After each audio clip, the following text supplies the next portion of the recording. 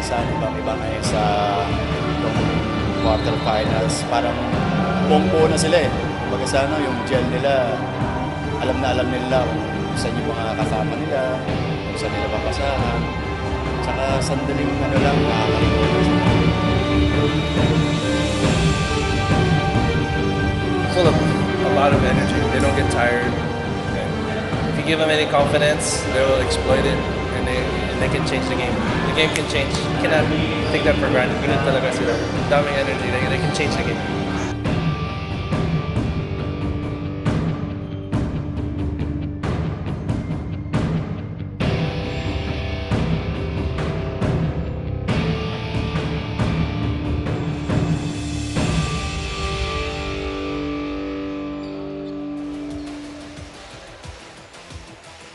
Two teams but only one seat is available for the next round ng inyong Mpbl South Division Playoffs. Welcome to the Paco Arena kung saan si Kit Jimenez will be looking to relive the magic para sa kanyang Gensan Warriors in his return. Kasama niya si Christian Pajarito who will also make a comeback sa lineup ng Gensan as they try to power the Warriors to victory in this do-or-die matchup against the Muntinlupa Cagers. Oozing confidence at the moment after that Game 2 conquest in Bacoor as they try to reach new heights sa laban natin ngayong gabi. Only one game for tonight para sa inyong Maharlika Pilipinas Basketball League. Magandang gabi mga kaliga sa Delv Tupas kasama si Coach Louie Gonzalez. And Coach Louie, the pressure must be very, very high right now between the two teams and the players. Oo, okay. Doon pa lang sa teaser natin sa Delv, kitang-kita na kay both interview ni Coach Aldrin and Coach Rich. Makikita mo na talagang sa akin, yung adjustment na gawa na nila eh. Okay, now for Game 3, siguro malaking factor na dito kung paano mag-execute yung mga players nila. Definitely something to look out for. Kasama din natin from courtside, Miss Mika Abisamis who has checked in on our teams. Mika, kamusta yung pulso ng dalawang kupunan natin heading into this matchup?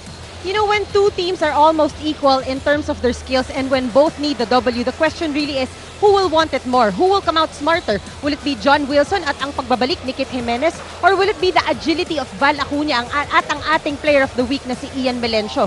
Sabi nga sa akin ng Cagers, gusto lang daw nila ituloy yung magandang offense nila nung Game 2 at syempre ang importante ay starting strong. At dahil playoffs ngayon, gusto ko sanang maidagdag itong game na to sa listahan ng napakadami nating exciting ball games this week. Sa Delv, Coach Louie. Maraming salamat, Mika. Wag naman sana masyadong mahaba, no? Pero syempre, of course, all we want is some really good playoff basketball action. And tingnan natin ang playoff bracket nga natin, no? 7 teams already through to the next round. And nag-iisa na lang po yung blanco dyan sa ating playoff bracket. Batangas is waiting for the winner of this matchup. Jensen against Muntinlupa. Yung sa taas na bracket, Bacoor and Zamboanga, set na yan. And on Friday, we begin the North Division semifinals. Pampanga against Caloocan, Nueva Ecija against San Juan. Oo, as expected naman, it will be an exciting playoff series itong sa mga teams natin. Pero ito, right now, itong number 3 and number 6 sa ating Southern Division, tatapusin na tonight si Del. Oo, syempre. Isa lang ang mananalo dito. No, pag-usapan natin itong mga manlalaro natin, no, especially in this matchup. No, Dave Moralde has been with Muntinlupa since the start of this franchise and he's moved around. He's played for Bacoor, but he's been a very, very instrumental figure, especially in the first 2 games of the series. Ang kanyang experience, kinailangan talaga dito ng Cagers. Oo, exactly. And ito yung mga panahon na kailangan mo yung mga experienced player like Dave Moralde that as expected that will show up dito sa mga big games, especially sa ganitong series na. Well, when you talk about big games, experience din ito. Itong next na player natin pag-uusapan, Mark Cruz of the Gensan Warriors has seen a lot of big games. He's an NCAA champion. And in Game 2, when the season was on the line for Jensen, he came through with 19 points, but it was a losing effort. Oo, talking about in the absence of John Wilson in that game. Ito namang si Mark Cruz always said ito. I worked with Mark Cruz before and give him that responsibility, put him in the spotlight and he will shine. Oo, no, balikan nga natin itong Game 2 kung saan itong Muntinlupa really poured it on early, no? Kailangan nilamangan nila ng malaki itong Gensan, and the frustration really boiled over dito sa Gensan. It's really one way to take out one of the better teams in the South take them out of their rhythm, frustrate them, and nakita natin emotions boiled over. John Wilson was called for 2 technicals. Jervy Cruz was thrown out of the ball game, and he will miss tonight's game. Oo, and as expected, when you play against a team that their backs are against the wall, expect an all-out performance again with that team. And Muntinlupa showed that heart, showed that hunger na they wanted to extend the series versus Gensan in that game too. Now, Jensen was without a key player in that matchup, and yun nga, no, one of those players na expected to deliver for the team is actually here, no, in the venue, and kasama nga ni Mika Bisamis ang ang ating key player na pag-uusapan na Coach Louie. But tingnan natin yung 3-point shooting was really big here for Muntinlupa. 13 of 27. He can't win with that against Muntinlupa if they shoot like that. Oo, and especially kay 6-7 players scoring in double digit. Talagang sa akin, kahit anong team siguro right now dito sa Mpbl that kung kakalabanin nila yung Muntinlupa at that game ng performance ng Muntinlupa, medyo magi-struggle talaga. Oo, and right now our Mika Bisamis is one of our key players sa ating laro na 'yon.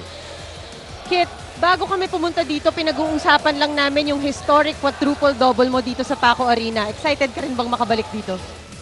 Sobra kasi yun nga, may nagawa tayong history dito sa place na to and sobrang memorable siya and ayun, sobrang sarap na nakabalik ulit dito sa court na to. Alam ko medyo matagal kang hindi nakapag-practice with Jensen pero ngayon nga, andyan ka na ulit. Anong gusto mo sabihin sa fans nyo na tuluyang sumusuporta sa inyo? Siyempre sa lahat, thank you po sa pagsuporta nyo, sa walang sawang suporta. And sobrang saya ulit na nakapag-practice ako sa kanila. And welcome na welcome pa rin ako sa team ng Gensan, sa coaching staff, sa mga kuya ko. And ayun, binibigay ko naman yung best ko na makahabol sa mga na-miss ko sa kanila. And ayun, pukpok kami ngayon talaga. Very exciting. Maraming salamat, Kit Jimenez Sedel. Coach Louie?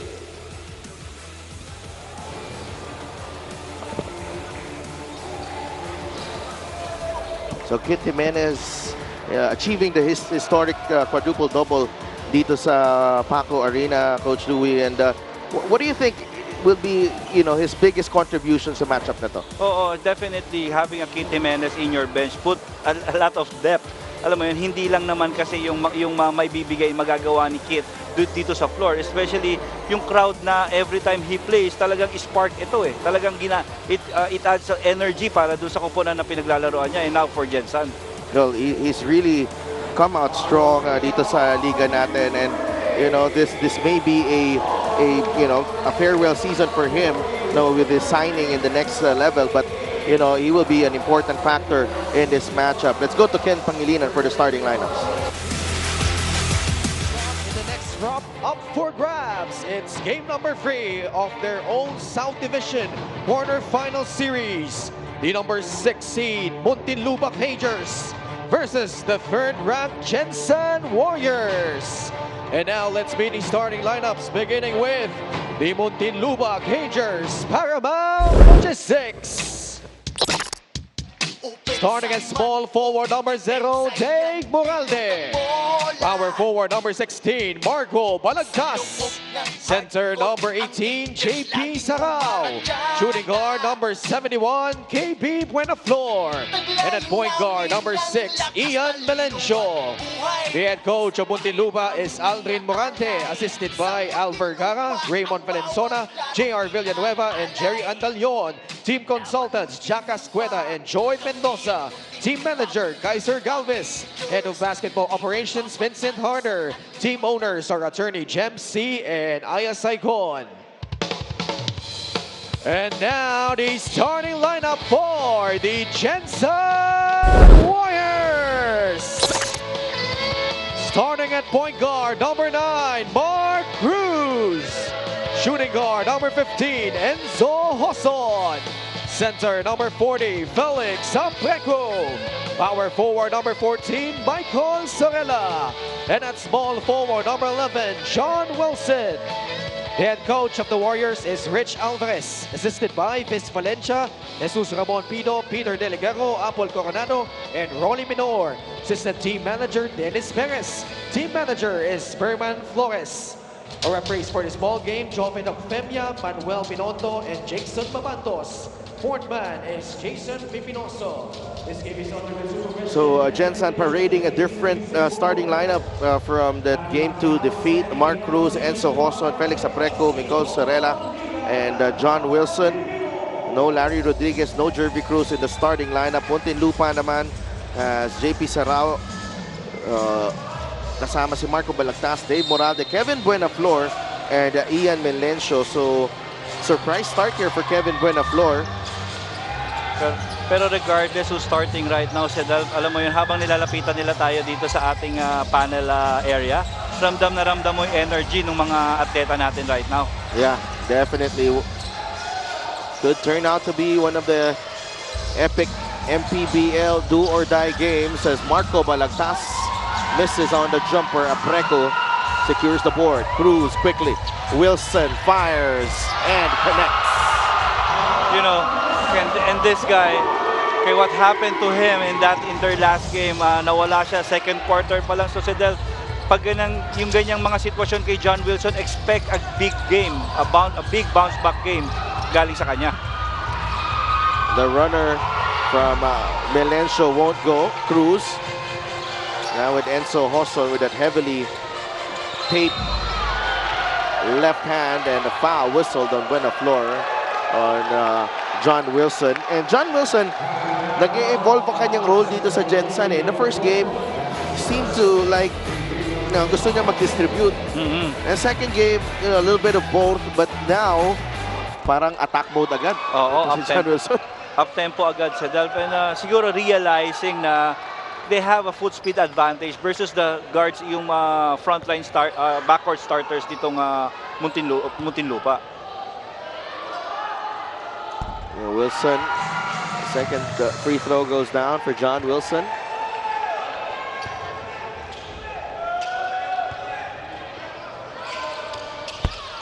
Two for three, first 5 points of the ball game belonging to the former MVP John Wilson. 5-0. Balagtas. Dave Moralde. Umatake. Yeah, good pass there. Sarao. Banging bodies with the big men of Gensan. That won't work.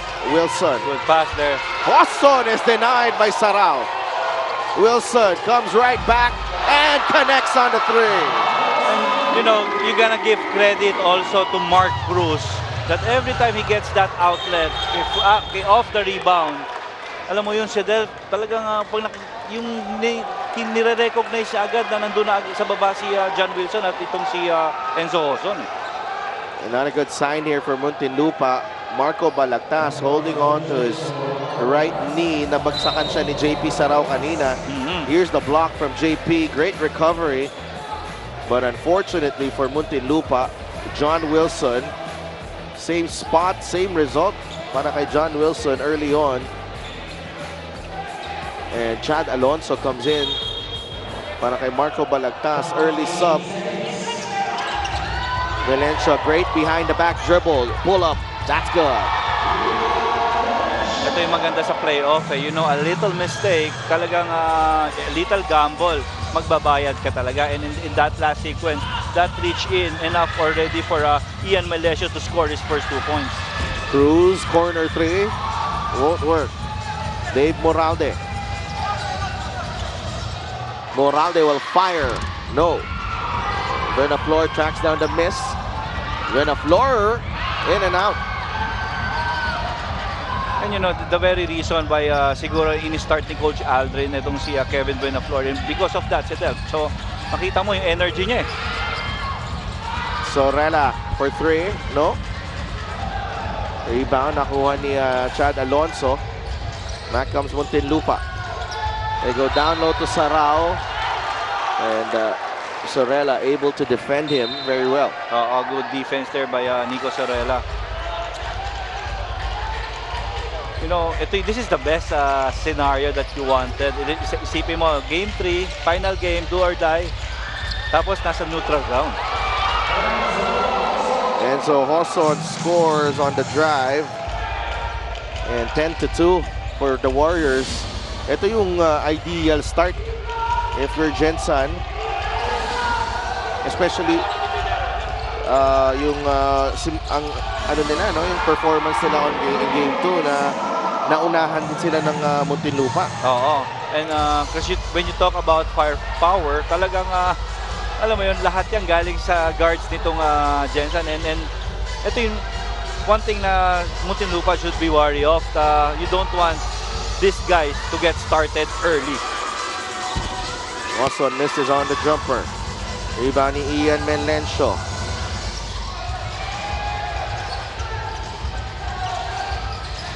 Moralde. Alonso almost lost it. Now with Ian Melencio. Here's Melencio with another tough fall away. Chad Alonso with a putback. And that's bonus already coming from Chad Alonso. Will always give you quality minutes, especially come playoff time. 10-6. Cruz. They find Sorella down the middle. Sorella, that's a tough layup. No call. Balik ang Muntinlupa. Here's Moralde, spins. And he is fouled by John Wilson. Talking about transition defense, the blue shirts.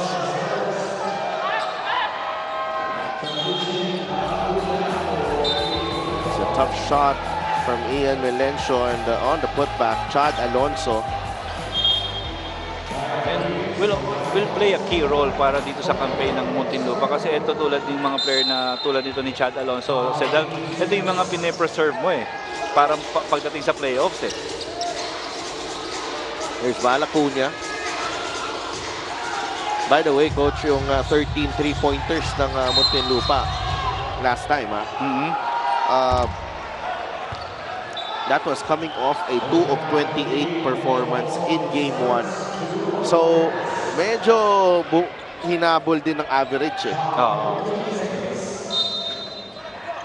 And siguro din credit also to the coaches because those are the things that you want to address right away. Because they get reminded na you are pro players, you need to make those. Yeah, 5.5 minutes remaining in the first quarter. Alam mo, hindi lang yung laro natin ng mabilis even yung mga fans natin inside the arena. Alerto rin si Delph Oo. Siyempre.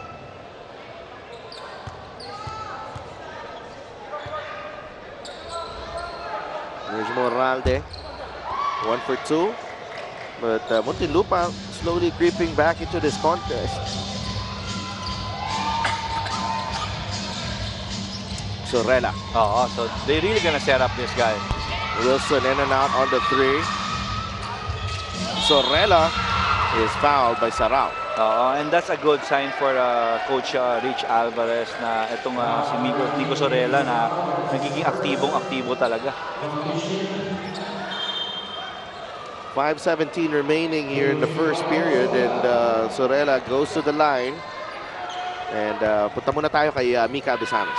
Sabi sa akin ni John Wilson, first time daw niyang na-thrown out in a game sa buong career niya sa basketball. And so it gave him mixed emotions. May inis daw at the same time, naging humbling experience daw ito. Ganito daw palang pakiramdam pag gustong-gusto mo makatulong sa team pero wala kang magawa.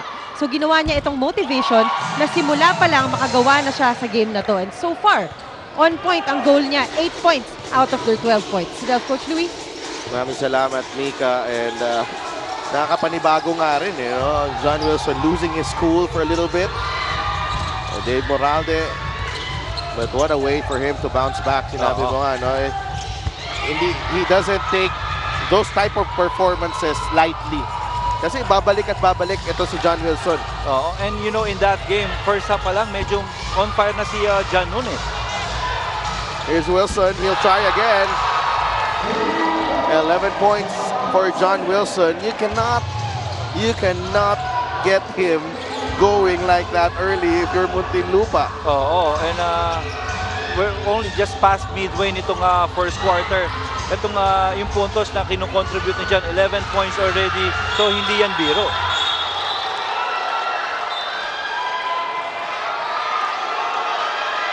You know how effortless yung kanyang paano siya gumalaw, especially on the offensive end. Ito si John Wilson. Oo, he looks slow, pero yung timing kasi sa Delphi, he was able to perfect that one.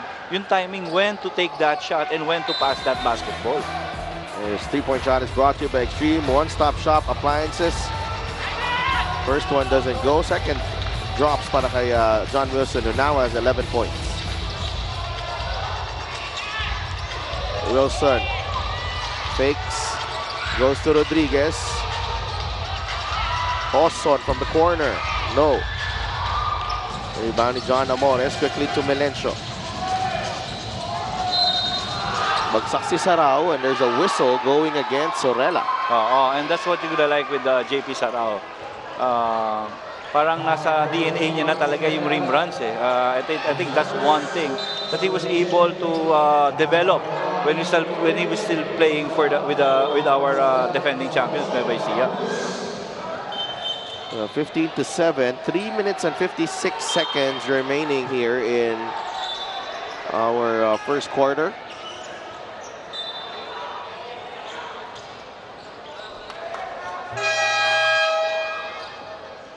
Looks like there will be a change. Now, Hafer Mondragon is in the ball game. Okay, same with Nico Elorde, got inserted also para mabigyan din ng rest itong si Mark Cruz. Here's Melencio on the attack. That's a steal. Ping Masaglang waits for Elorde. Yeah, that's what you're gonna like with Nico. Yung decision making niya to facilitate. John Wilson misses on the three.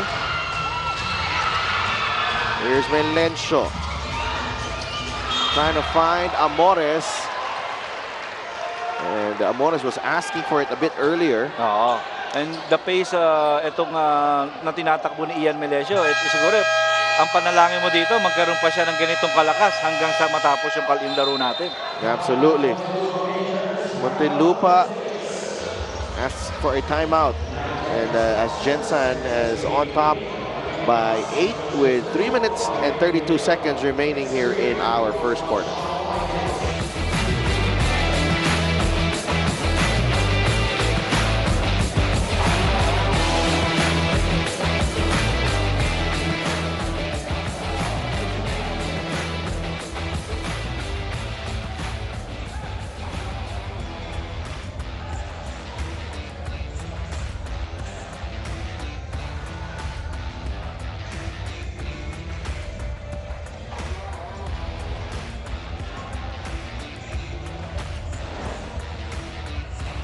Let's take a look at our player matchup here.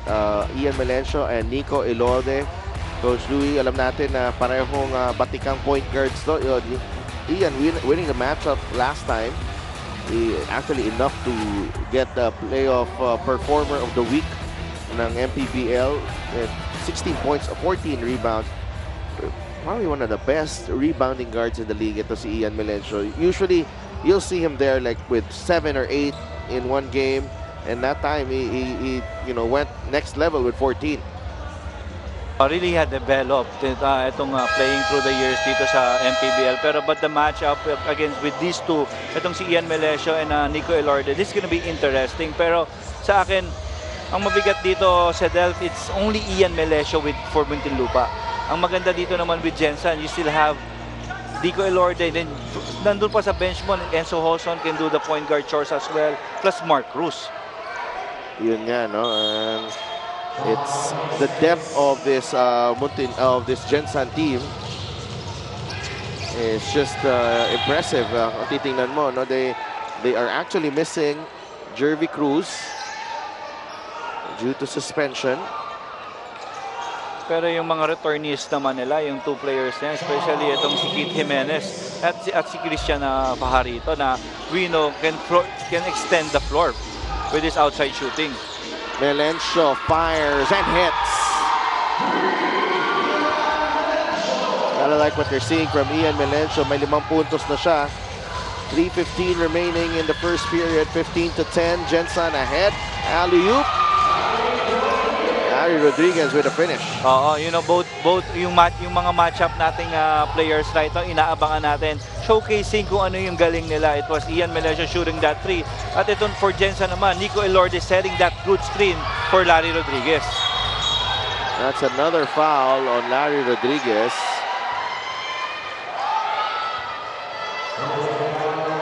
Yung problema talaga, natatawagan talaga yung mga ganong play eh. Oo. And you know, every time you find a rebound birthday with Chad Alonso, and let's see that 3-pointer by Ian Melesio and that good screen by Nico Elorde for 2 points ni Larry Rodriguez.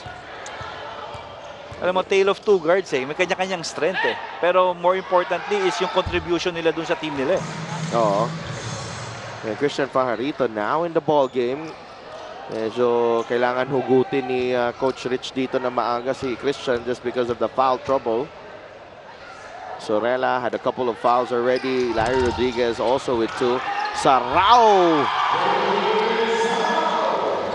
How he's able to carve up space and score underneath, really, with his size, Oo, it's just impressive. The timing eh. Alam mo yun, hindi ka pwedeng tumalo ng maaga kay JP kasi he knows when and where to create space eh. Para magkaroon siya ng mas magandang position for an offensive rebound. And tingnan mo na nangyari dito, no? Pareho sila ni Hopper Mondragon actually naglaban sa rebound. Hindi mo na pwedeng sabihin na lane violation kasi sabay naman sila eh. Totoo yan. Kit Jimenez in the free throw line. Yeah, siguro ito yung gusto rin ng Jensen, ma-duplicate ni Kit yung feat na nagawa niya dito sa Paco Arena sa Delph eh. Medyo mahirap yun ha. Medyo mahirap. At iba yung role niya nun, tsaka role niya now. 17-13. Full court pressure here from the Gensan Warriors. Amores takes it strong to the rack. There's a foul on Kit Jimenez. Gandang matchup din itong dalawang to. Alam natin, parehong pro bow na itong going to the next level. Yeah, like what you're seeing from John Amores this season so far. 12 points in the second game. It was a victory. Efficient 12 points in that game, in their game 2 game. Amores.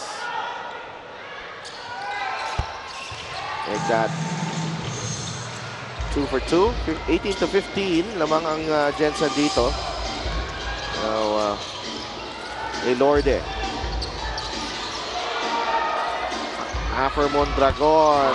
Jumper drops para kay Hopper Mondragon. Yeah, favorite spot. Top of the key para kay Hopper Mondragon. Acuna. That is short rebound ni Kit Jimenez. Takbo si Kit. Finds Mondragon. The extra pass to Masaglang. Wala. Rebound. Acuna. Tip from behind. Recovered. Masaglang. Jimenez. Back to Kit. And Kit will finish. Again, siguro babalikan ko yung report ni Mika, no? Yung chemistry na sa Delph. Even Christian Fajarito was out for a long time. Isipin mo, pareho pa sila eh. Sila yung gumawa ng play na yun eh. Si Kit Jimenez and Christian Fajarito. Amores for 3. Wala. Rebound ni Mondragon. Assist story 5-1 for Gensan. Yeah, you know, the very reason why easily nakakapag-facilitate agad sila ng play nila kasi maganda rin naman talaga yung dinidepensa nitong Jensen. And look at that ball movement. It will be 2 free throws for Ping Masaglang, but the ball movement, nakita mo doon, you can't help but admire that, Coach Lee. Oo, you know, after this stop, look, may one dribble, pass, halos hindi na tumalbog yung bola sa Delphi na with that layup ni Kit Jimenez.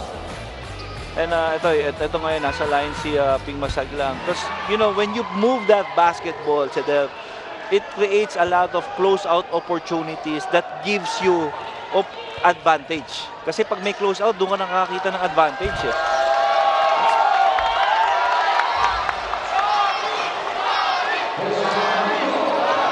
And we have our league founder and chairman, Senator Manny Pacquiao, in the building for this matchup, 24-15. It surely is a special day here in the MPBL. Oo. Imagine sa Delph, kaya sa akin malapit sa puso ni Senator Manny, ng ating founder, itong dalawang koponan na naglalaro right now. That's for sure. Muntinlupa being the, parang ito yung pinaka most followed and na team nung nag-start tayo, and Gensan, alam naman natin na hometown ng ating founder na si Senator Manny Pacquiao. Yeah, Cunha. Ano ba yung key dito for Muntinlupa, Coach Rui? Hindi na sila masyadong magpaano, no? Just keep it close. Yeah, again, like what they did in that last game, with match the energy, pero they need to do it collectively sa Delph. Kailangan yung mga tao sa bench, kung makukuha uli nila yung ginawa nila na 6 players, 7 players scored in double figures, ayun ang kailangan nila for them to get the win today.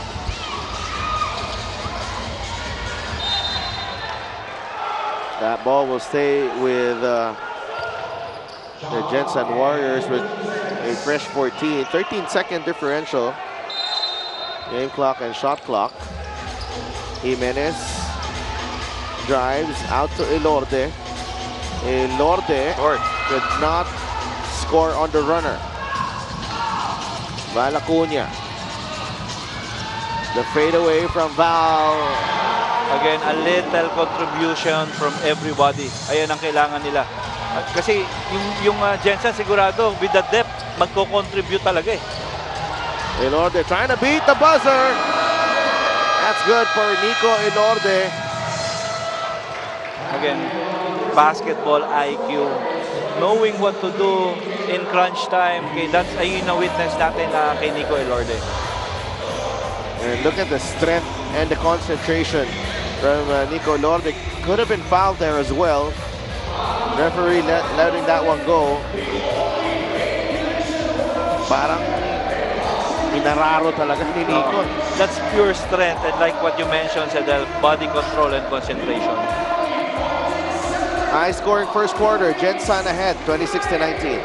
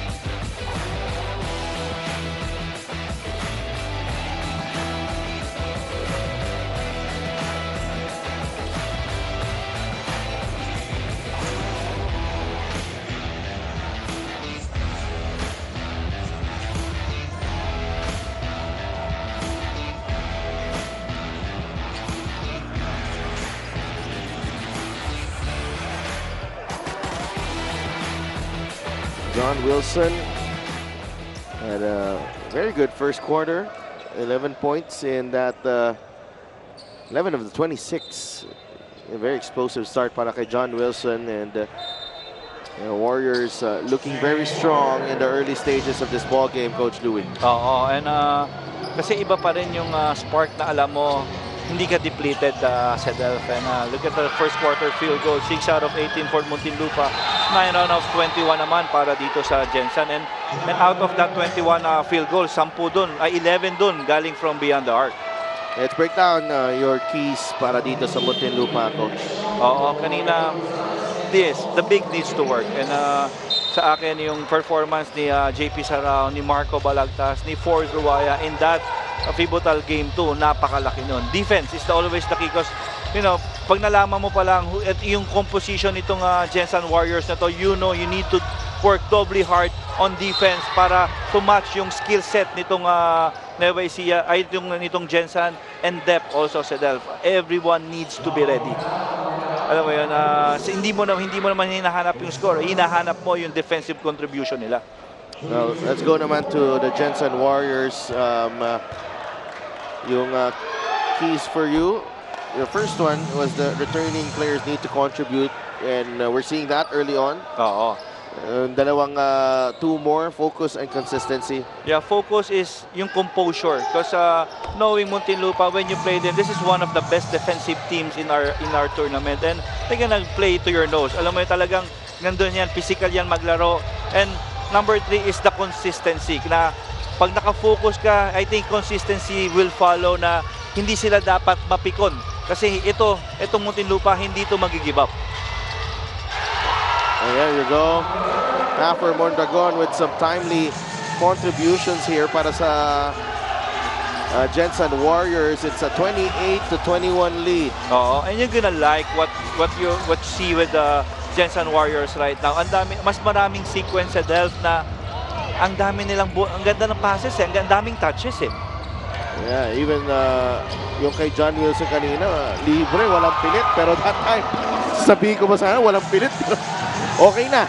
Okay, sorry. Oo, and that's analytics for you. When he holds on to that basketball, and maybe it's like 70% or 75%, he'll make a shot, ibibigay mo na yan. Oh. Like that guy.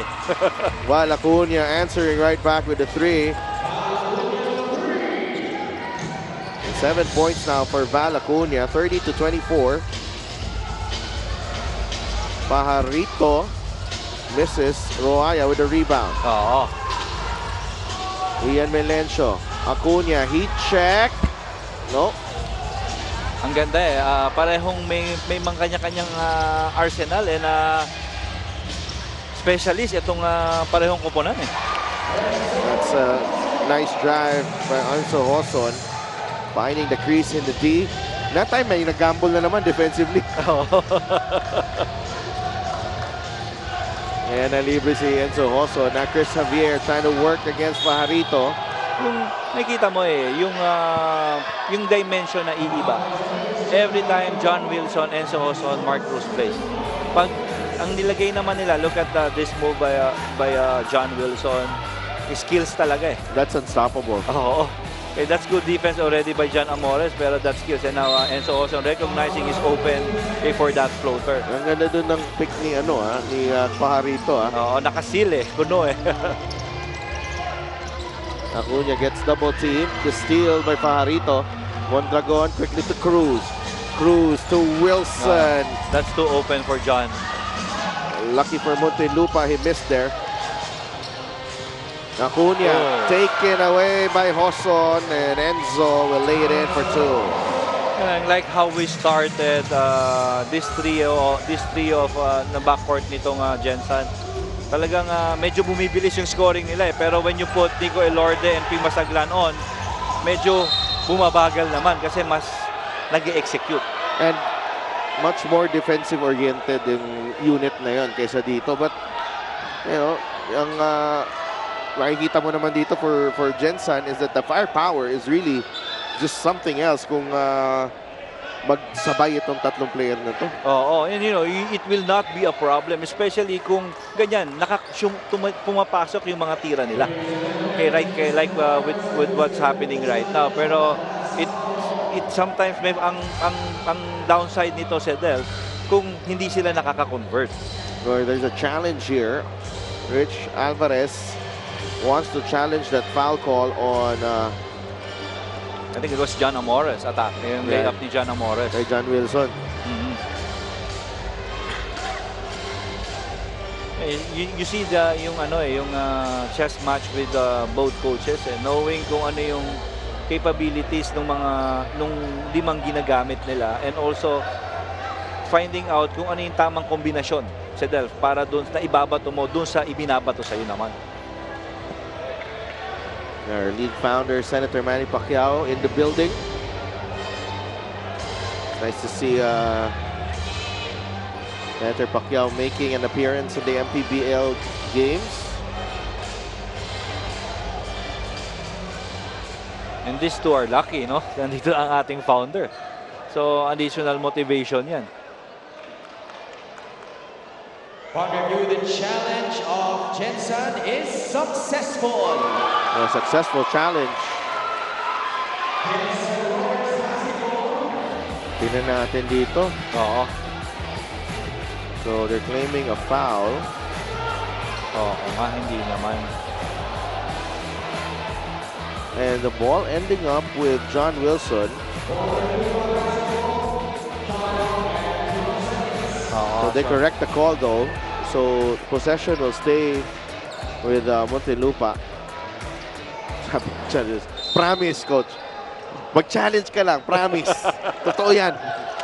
And they just hope na hindi nila kailanganin yan later on.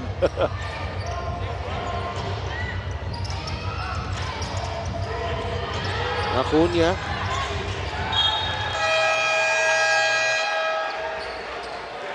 Yeah.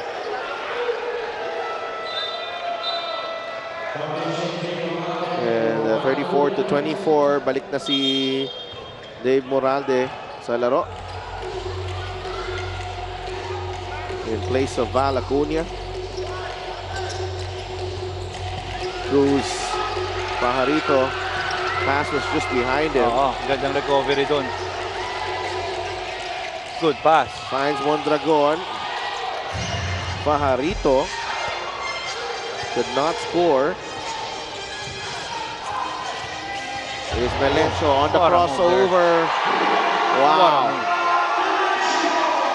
And 7 points na si Ian Melencio, but the confidence has been at an all-time high. Oo, That's totoo an yan. offensive foul.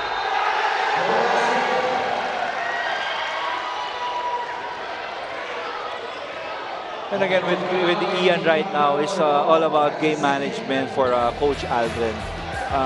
More, alam mo yun, to keep him fresh. So, that's clear. That's a clear offensive foul committed by Hopper Mondragon versus Fort Dwyer. We haven't seen Chino Mosqueda yet in the ball game. Oo. Actually, I spoke to him before the game. I told him, why is it DNP ka nung last game? He told me that may nararamdaman daw siya sa kanyang tuhod. Yeah.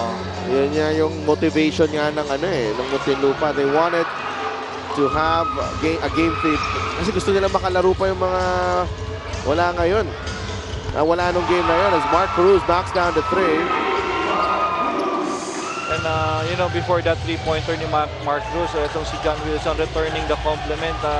Nakita niya, open si Mark Cruz doon sa right side ng court. Ipinasa niya na agad. Moralde. Great defense there by the Gensan Warriors team. Jensen just swarming. Wilson misses on the three. Melencio to Amores. Amores, yes! You know, minsan, alam mo, minsan yung sobrang yung umover ka na sa gamble. Yung masyado nang ikaw nag-overhelp. Ayun yung nangyayari. And look at the 3-point field goal. 3 out of 11 for Muntinlupa. 4 out of 50 naman para dito sa Gensan Warriors. Preco, nice look galing kay Hoson. Felix Apreco, first 2 points of the ball game. 10-point lead for Gensan halfway through the second period. Oo, and komplementary na itong backcourt and frontcourt combination ni Coach Rich Alvarez. Ang ganda That won't go para kay Amores. Moralde, short. Javier with the offensive rebound. Lost it to Hoson. Oo, and those are the things that maybe you wanted to at least minimize. Especially playing against this team, Gensan Warriors, because they're gonna capitalize on those. Okay, long shots, long rebound yan. It will trigger fast break. It's Melencio. Rises. No. Hoson on the run. Enzo. Good move. Oh. Travel. Got too fancy there. Enzo Hoson. It was 4-on-2 break, Sadal. They call a halt to the action here with Gensan ahead. Meanwhile, this is our 3-point shot of the game brought to you by Extreme One-Stop Shop appliances. John Amores ringing the bell with that 3-ball. Muntinlupa still down by 10 against Jensen in his do-or-die matchup.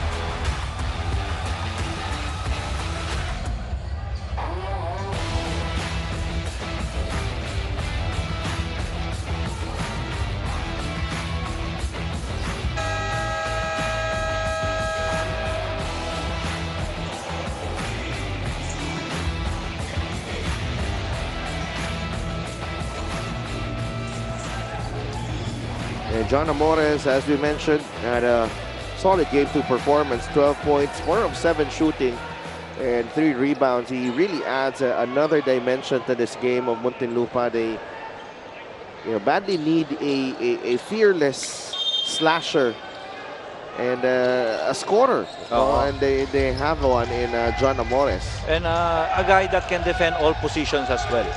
I mean, he gives so much luxury to Coach Aldrin.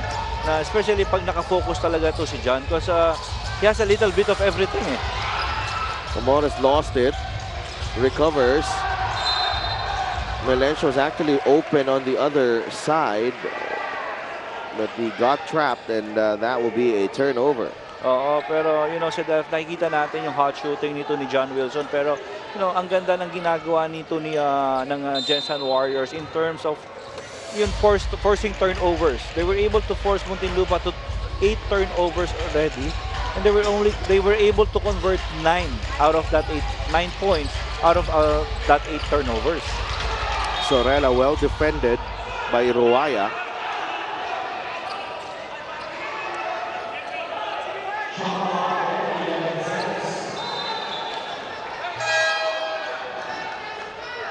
Shot clock down to 11. Oo.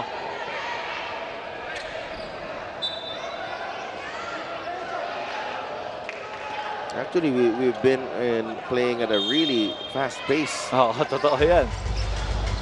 Wilson. Bit of a struggle now for John Wilson after that strong start. Here's Masaglang. Great Finds pass. Apreco. Wala. That's last touch on Muntinlupa. But John Wilson will not stop shooting. And we can count on that. Oo. And expect mo Nico Elorde will be inserted soon. Kasi mas maganda yung kombinasyon nilang dalawa ni Ping Masaglang Oh, nice move galing kay Cruz. No finish though. Amores. Trying to look for a teammate. Great passing there. Oh, Ruaya. Finishing inside the paint. Oh, itong Muntinlupa keeping it in yung team nila in a striking distance sa mga ganong klaseng mga plays, and they need more of those. Wilson missed this again. Wilson trying to put the move on Ruaya. Gets double team, gives it up to Sorella. Wala pa rin. Tapik na punta kay Dave Moralde. Moralde gets it back. Now with Melencio. Sarao with the pick. Goes to the corner. Amores for 3. Too strong. Rebound Sarao. And JP Sarao. Puts it in. Specialty ni JP Sarao talaga yung mga ganyan. Forcing extra possessions. And may bonus pa, may putback pa. 39-33. Cruz finds Apreco. Wilson. And what a smart play. Oo. Galing kay John Wilson.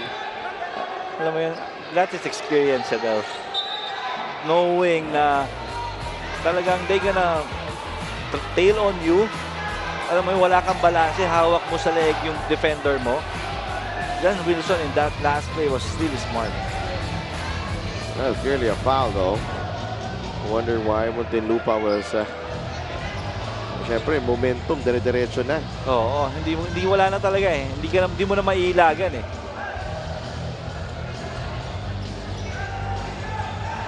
We're gonna review this.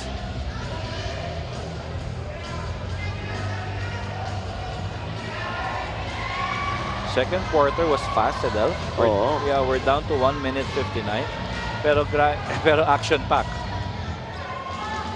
Ibang klase.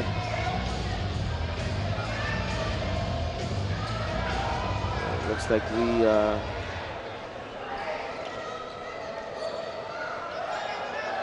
have a verdict now.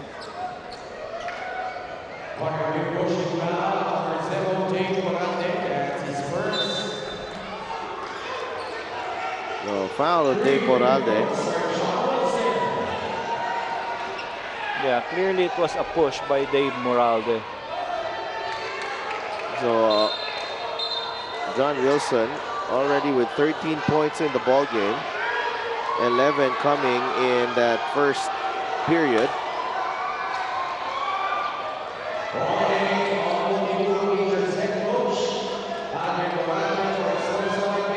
Coach Andre not happy with the call. Oo. Okay, Coach Alden really wanted to make a point, pero you know, he need to keep his emotion in check kasi kailangan siya ng team niya ngayon. So, Coach Andre, ingat-ingat siya kasi may warning na. So, baka ma-technical pa. Oo. John Wilson missed his last 4 attempts from beyond the arc. Pero you know that he's not gonna stop.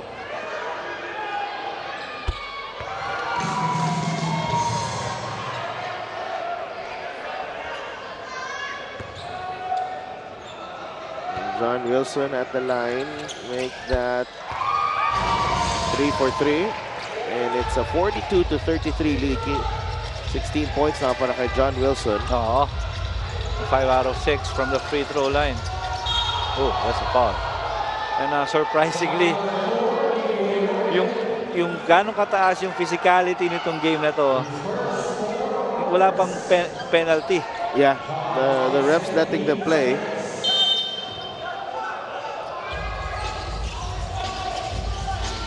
Here's Amores. Ilagay kay Moralde. Inside, Moralde is blocked. Good defense there. And look at Ping Masaglang. Masaglang is ahead. Sorella will finish. Michael Sorella, 4 points in the ball game. Alam mo, the few mga possessions na freebie para doon sa parehong koponan eh. Sarao. Bigay kay Melencio. Ian Melencio fires a 3. Wala. And a foul whistled on Felix Apreco. And Jensen already in the penalty, so it means 2 free throws for JP Sarao. So, kanilang namang tingnan natin nga dito. Si ano naman kasi, si Felix naman nag-hook.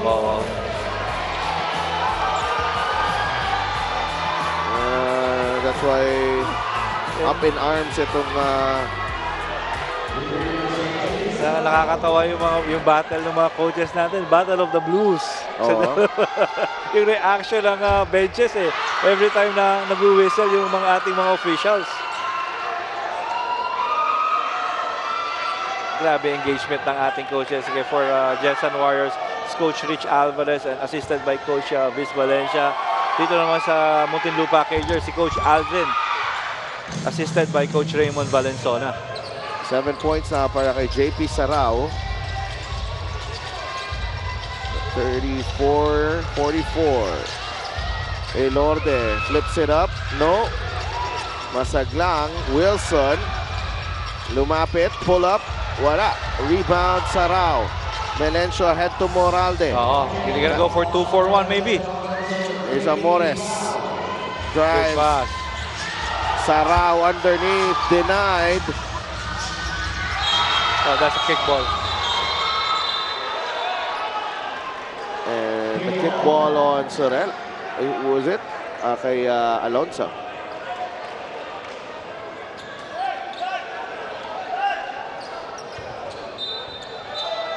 Bola mapupunta sa Gensan.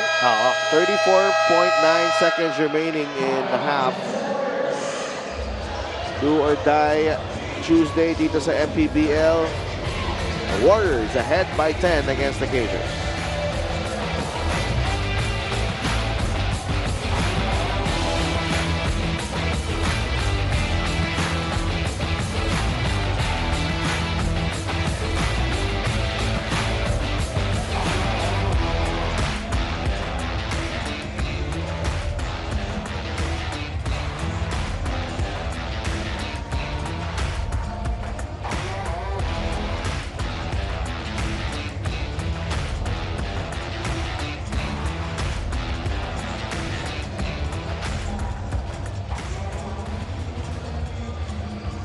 We are coming to you live from the Paco Arena in Manila. Papanood yung MPBL on MPTV, Signal Channel 98 on Signal.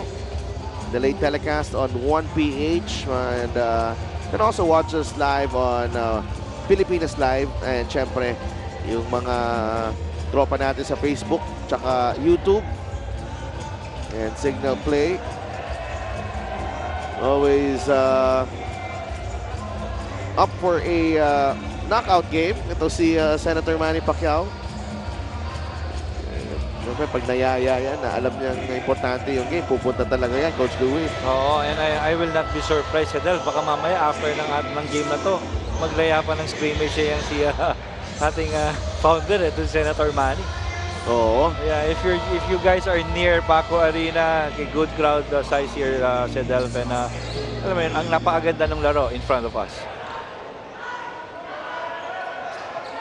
44-34, lamang po ang Jensen Warriors against the Muntinlupa Cagers. The last ticket to the South semifinals at stake in this matchup. Yeah, you know, this game is starting to be a game of mini runs. Depende talaga doon whoever's playing, kung sino yung effective na player mo. So John Wilson is down. And the call is an offensive foul on John Wilson. Foul number 2 on John Wilson.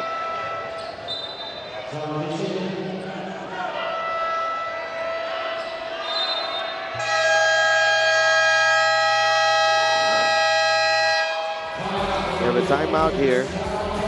Tignan natin kung nangyari dito. Oo. The foul is on John Wilson, but yeah, it's an offensive foul, and it's an offensive foul. Although si Dave Moralde, in-acknowledge niya na nga eh. Oo, I think similar call what that happened between Felix Africo and JP Sarao. Na it was John Wilson who nag-initiate ng contact, then made it look like na siya yung inuhok. And timeout para dito sa Muntinlupa, looking to score on the last play of the half. Oo, kasi alam mo yun, ito yung both coaches will always take the chance na especially ending the half. Ang laking misa kasi dyan yung dyan nasi-shift yung momentum eh. So if you wanted to finish it strong, and then if you have timeout, maganda i-consume mo na lang para ma-set up mo yung team mo.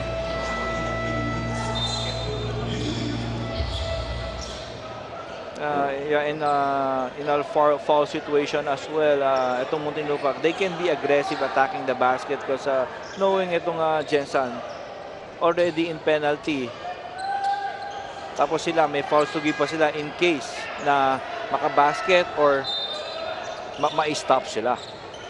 So those are the things na dapat na-remind ng mga coaches dito sa sitwasyon ng laro natin ngayon. Ian Melencio, 2-second differential, game clock and shot clock. Screen-to-screener action. Here's Acuna. Sarao underneath. Could not get that one to go. Lost the handle. Cruz has time. And they give up the foul, Muntinlupa. That is just the second team foul.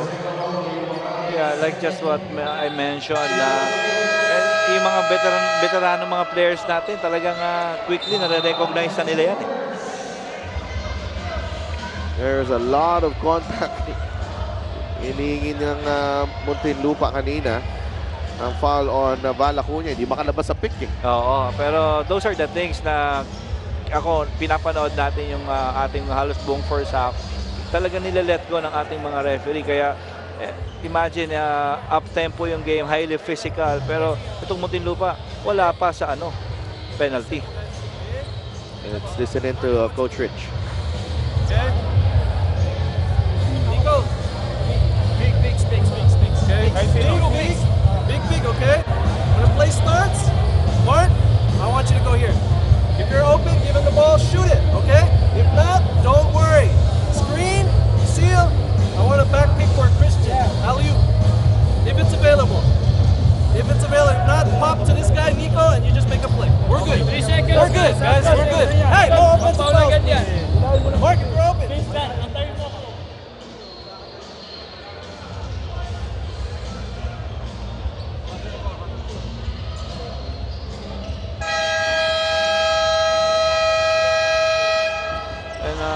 You know, I was listening to Coach Rich Alvarez. You're gonna know how much he knows his player. Alam mo yun, kung paano niya isa-set kasi most likely alam niya na kung paano didepensahan. Yeah. So 3 seconds remaining here. Here's Masaglang to inbound. Bagsak si Cruz. Binigay kay Elorde.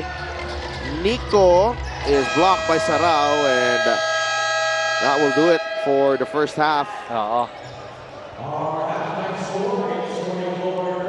Scoring has been has slowed down in the second quarter, but it's been a great half para dito sa Gensan Warriors. It all started with John Wilson.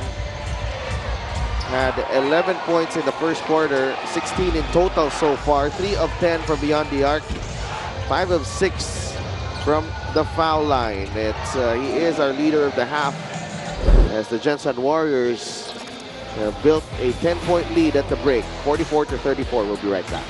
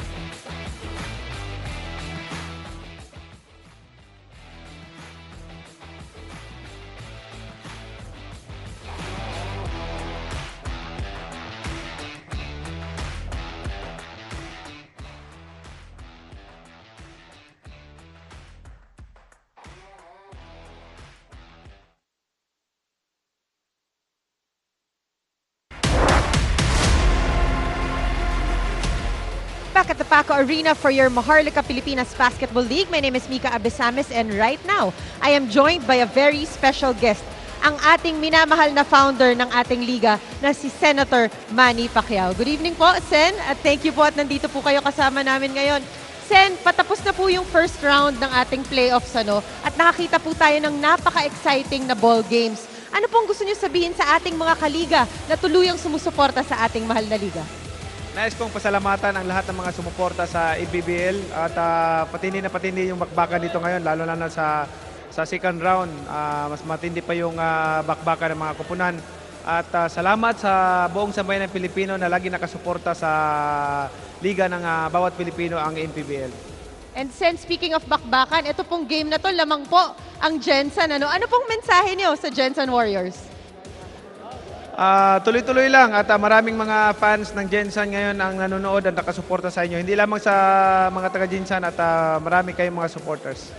Maraming salamat po ang founder ng Maharlika Pilipinas Basketball League, Senator Manny Pacquiao. Magbabalik po ang Mpbl.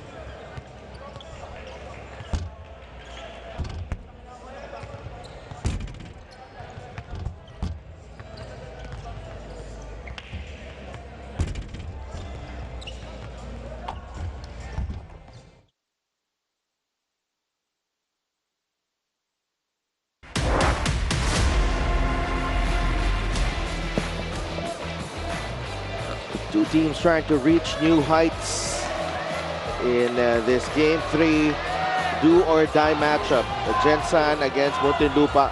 The winner moves on to the South semifinals, and so far, it's the Gensan Warriors taking the initiative. 16 of 42 shooting in that first half. Muntinlupa only 32%.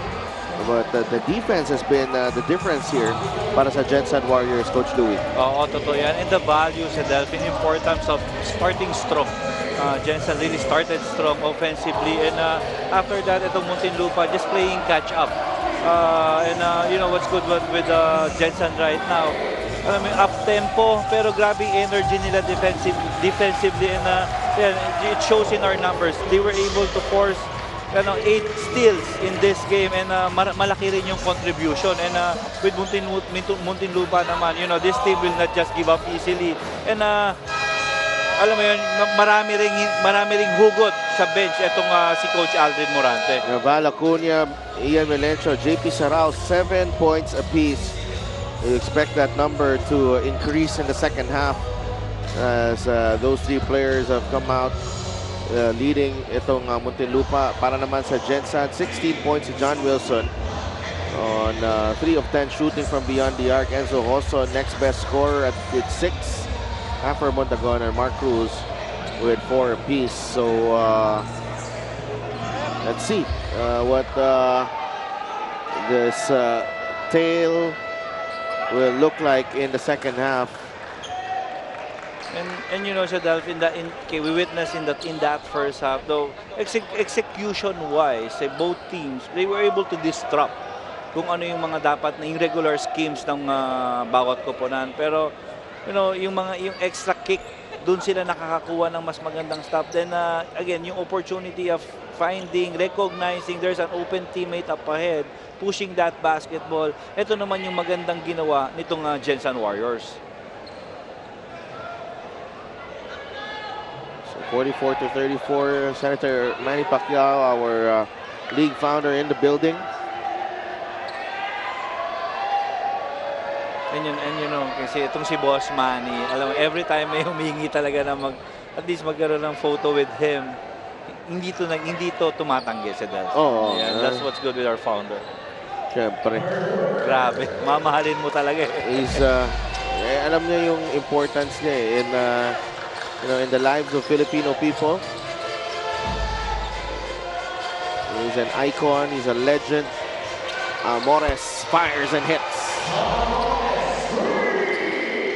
Parang ni-rewind lang nila yung kanilang unang action doon pero again, maganda, chinaga nila that left John Amores and give him an open three-pointer. Enzo Hosso, Hafer Mondragon, Larry Rodriguez, John Wilson. That's a foul. And Mark Cruz, 5 for Gensan as Ford Roaya sumabit on that shot from Larry Rodriguez. It was a great double back setup, screen-to-screener action para sa Gensan. Libre naman talaga si Larry Rodriguez there. No way for Ford Roaya to recover, but wala na, mafa-foul mo na lang talaga.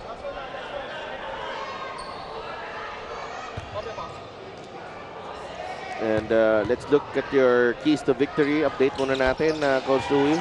Now for Muntinlupa muna. Yung big needs to work, you know, with you, sa akin malaking bagay. It's a big blow for Muntinlupa na yung early na injured agad itong si Marco Balagtas. And you know, when he plays well, their team plays well. Defense is there, pero masakit, they started slow on defense na nangyari, naging catch up na lang. Depth nandun pa rin because they led itong larong to in terms of bench points. And Gensan naman, Coach Louie, and we'll see kung anong ginawa nilang tama in that first half. You know, yung impact ni Keith Jimenez and ni Christian Pajardo, may ramdam talaga because they were able to give at least quality minutes para sa koponan nila. Focus is there because, you know, the game is really physical, pero itong si John Wilson, alam mo, kept his cool. Now, consistency, makita mo naman talaga yung pagkakaiba. Yung depth nila when the trio, ito si Mark Cruz, Hoson and Wilson plays, nakita mo may energy, meron scoring. Tapos pag pumasok naman si Nico Elorde and Ping Masaglang, ito naman yung execution. 45-40. Back-to-back three-pointers ang pinasok ni John Amores. Here's Larry Rodriguez missing. Cagers on the run. Amores has the hot hand. Lumapit, banks it in for two. And it's a 3-point advantage na lang dito for Gensan. And this lead was as high as 11 in the first half. And you know the biggest difference now, it's Muntinlupa now running. It's a miss again from Wilson. Melencio ahead to find. Ruaya, unable to control the pass. Yeah, those are the possessions na manghihinayang ka, pero you're gonna still applaud yung mga players mo for doing that. It was an unselfish one for Ian Melencio and an unlucky lang break for Ford Ruaya. Balik na sa laro si Christian Pajarito.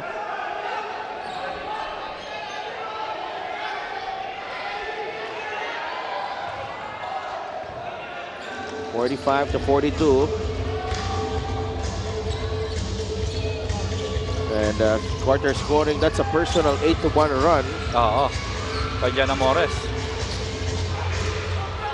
And Hafermont.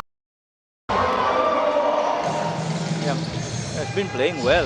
Oo, 6 na puntos na si Hafermont Dagon. Alam mo yun, kasi ang hirap din. I know the struggle with Larry.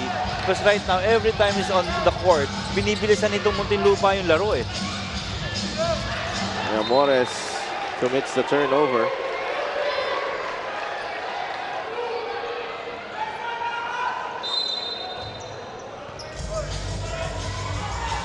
47-42. Here's Mondragon. 12 turnovers for Muntinlupa. 4 lang for Gensan. Make that 5. Melencio back to Amores. Short on the layup. Elorde. Drop pass. Hoson.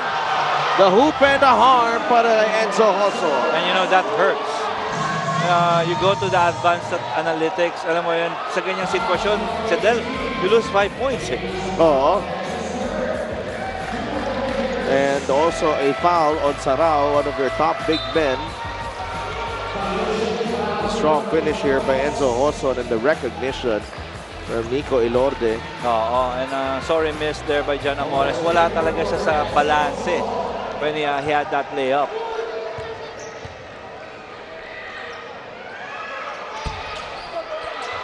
Unable to complete the three-point play. 49-42. Melencio.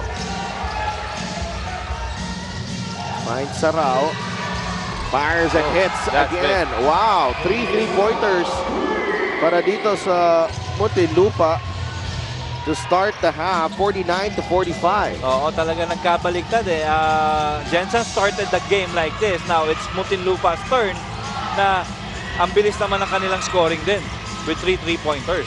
Elorde banks it in. A broken play right there. Yeah. No call. All ball, says the referee. Good defense there by Mondragon.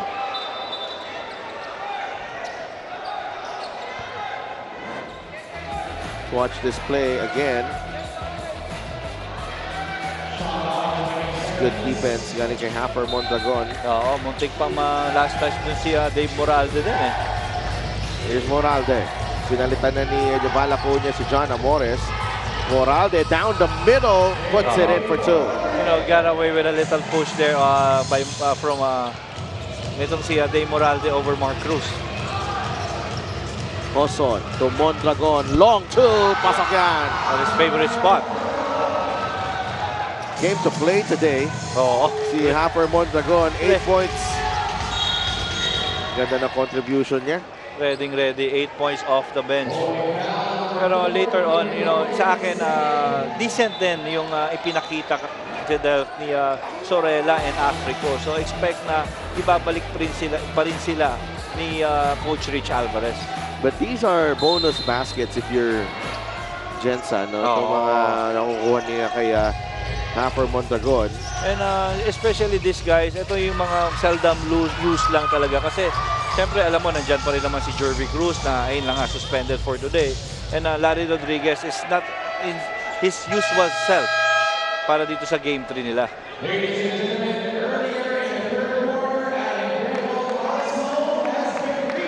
Wow, we have a personal milestone here.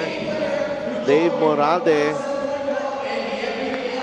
has reached 1,000 points. He becomes the 28th player to achieve the milestone. Dave Moralde of the Muntinlupa Cagers. Congratulations to Dave Moralde. And what a time. Oo. Diba? Na ano pa na tigil pa yung laro natin Oo. Alam mo yun, additional motivation And maybe, and this is a tough one. Oo. Maybe itong si Dave right now, baka gustong mag 1,020. Malay mo. Dave Moralde scoring on that one. So he now joins the 1,000 point club.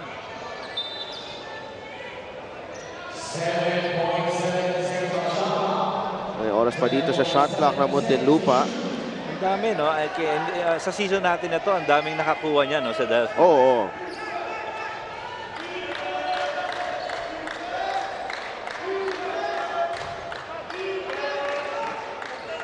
Baseline inbound here. Good pass.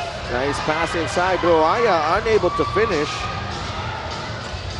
Minsan titingnan mo rin dito, Coach Louie, ito yung mga matchup, mga Ford Roaya, Haffer Mondragon. Who wins that matchup is actually can spell the difference in the matchup in this game. Yung mga ganitong sitwasyon, ayan yung mga hugot mo Ayun yung mga, pwede madalas na, sila yung mga X-factor sa Delph Oo. And what about that guy? Nahanap ni Nico Ilorde. They're gonna check on that because itong si Nico Ilorde fell on the floor pero itinaas niya yung paa niya nung dumadaan si JP Sarao.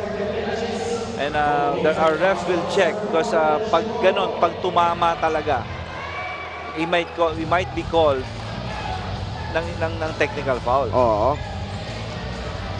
May slap siya ng technical foul. And you know, I'm watching it this now, yung depth nitong backcourt combination ng Jensen, no? Yung effectivity ni Nico Ilorde working now with Enzo Hoson and Mark Cruz. Then later on, may magpapahinga dyan, isa sa tatlo. Papasok naman itong si John Wilson. Yung versatility ng guard lineup ni Coach Rich Alvarez.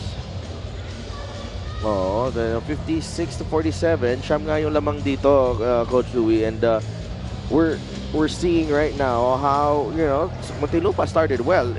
Ang counter dito, maganda naman from Gensan. Oo. And again, these guys, they know how to win. They know how to, especially halos lahat dito, mga nag-champion na yan sa Delph. Yung iba na pusong bakal na yung mga puso niya sa pressure. Oo. Diba? And, well, you really get separated dito sa playoffs no? Kung sino ang matibay ang loob, sino hindi. Oo. And how crucial yung three-pointer ni Mark Cruz to, alam mo yun, sa ganun sitwasyon, to, alam mo yun, to, para mas maging malaki pa yung cushion nila. 49-56 as Dave Morales scores underneath once again.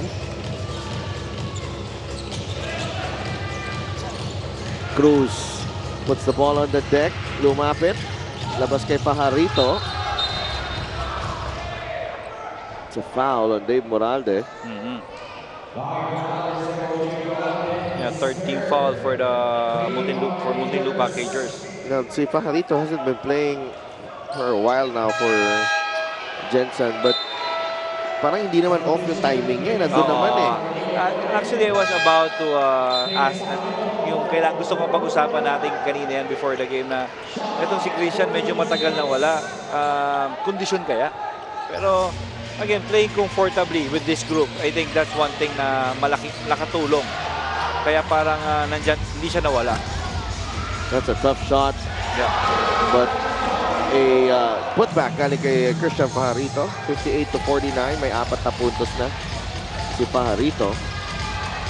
Melencio. They blitz him. Acuna. Plenty of time on the shot clock. 10. Val Acuna makes his move. Gets everyone in the air. Val unable to finish. Moralde. 5 players inside the paint. The Sacramento lost the handle. And that was his shot already. I think with that, sa ganung sitwasyon, hindi niya na kailangan i-challenge yung defense ni Pavel Mondragon and Christian Pajarito, which we know na mas matatag kaysa sa kanya. Turnover story. 13 for Muntinlupa. 5 for Gensan. Yeah. And points of turnover, 2 for Muntinlupa, 11 naman para dito sa Gensan Warriors. Sarao will finish. I really like JP Sarao's game. Oo. Alam mo yun, I think he's the one plays talaga sa longest among all players right now in terms of playing time. Ito sa ating final game 3 nitong labanan na ito. Itong si JP Sarao. Sa takbuhan, saka sa depensa, hindi naman hindi naman naiiwan eh. Oo. And you know, yung efficiency niya sa Delph every time na ini-insert siya ni Coach Alvin. In the first time in the ball game, Chino Mosqueda. Wilson from the corner. And he finally hits one after going cold in the second quarter from beyond the arc. Meron ng 19 points, John Wilson. Oo, ang hirap dito kay John Wilson. Eh, no? Pag nasa bench, parang doon mo siya pinaiinit, hindi mo pinalalamig eh. Diba? When he gets back, gets inserted, automatic eh. Bibilang ka lang sa Delph ng 2 possession, a-attempt na yan eh. Mark Cruz. Nabitawan ang bola. That's travel on Mark Cruz. Oo.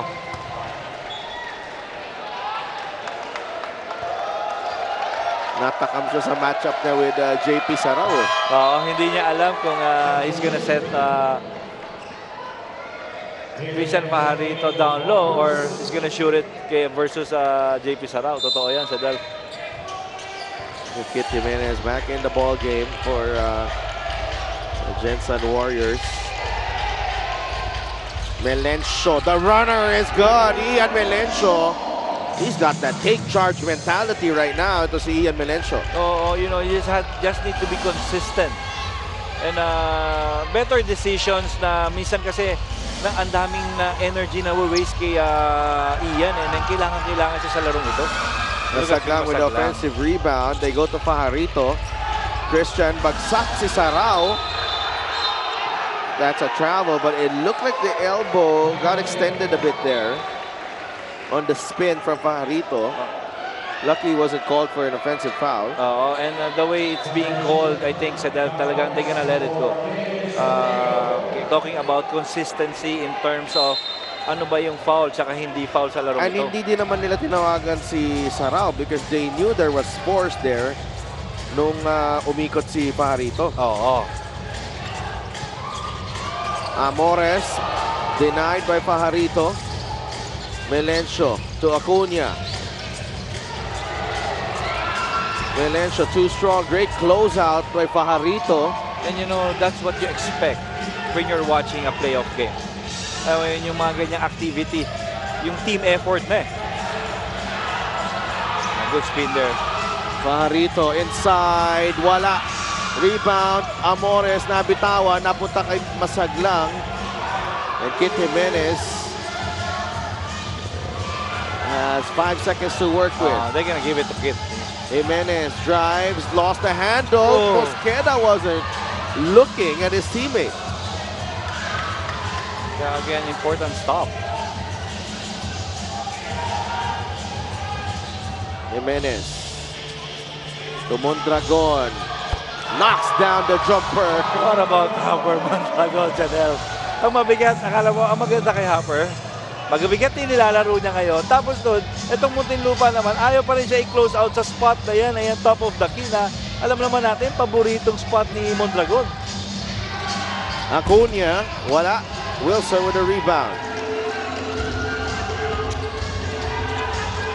Jimenez. Oo. Almost wala na yung difference dito. Game clock and shot clock. Wilson fires. Yes! And that's big for the Jensen Warriors. 22 points for John Wilson. And finishing the quarter strong. Ang mabigat dito, alam kaya ng Muntinlupa na meron pa silang fouls to give. But they need to be aware. I don't think they realize that. And John Wilson, double pump on that 3 ball. And really taking over itong sa kanilang game 3 na laro versus the Cagers. 66-53 at the end of 3 quarters. 4th quarter coming right up.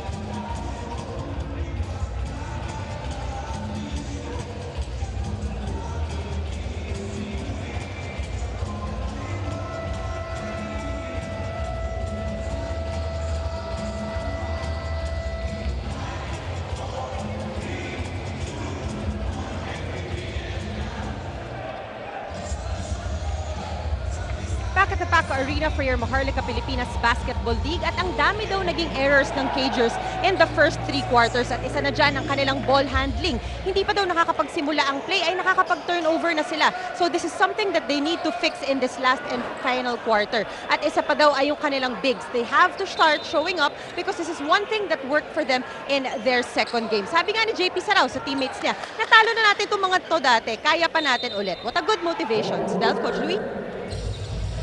Maraming salamat, Mika, and syempre, you take confidence from past results and past performances, and syempre, you wouldn't be at this position if you haven't done well in the past. Oo, alam mo yun, meron naman ang nagiging problem lang nila right now, talagang again, sa series na to, hindi ka pwedeng mag-start ng malambot. Okay, they were able to show grit in that third quarter start, pero suddenly sa Delk nawala, bumagsak yung energy, and sa larong ito, they haven't won any quarter yet. Siguro ito, given meron pa silang last quarter na kailangan nila panalo, pero mahaba-haba pa yung tatrabahuin nila. Well, Kit Jimenez knocking down that 3-pointer to give Gensan their biggest lead of the night, 16 points.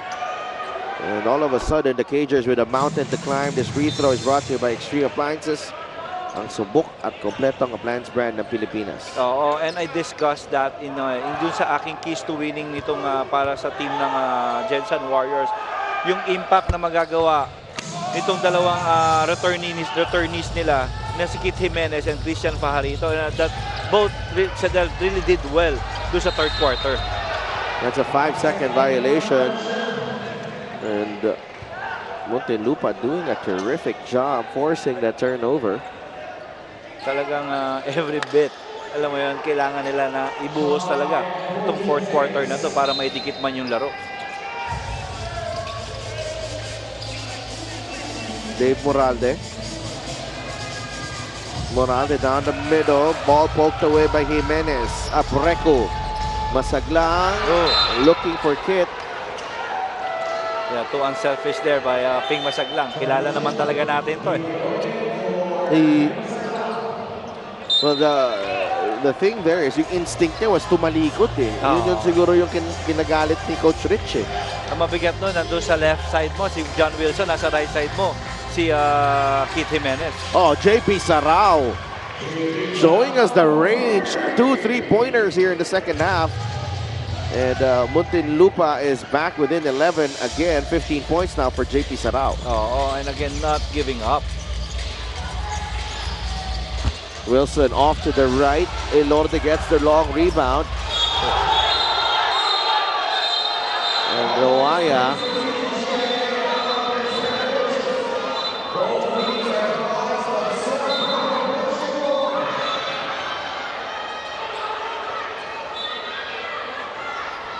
And it's an unsportsmanlike foul, but it was. Coach Rich Alvarez medyo nabigla.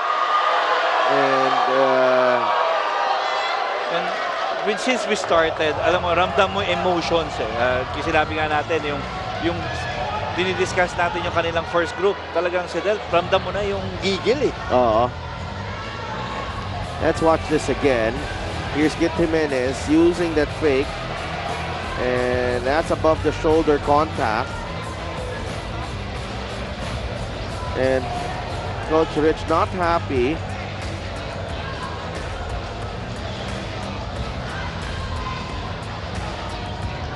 And sa tingin ko, medyo mabigat yung penalty kay Ford Ruaya dito.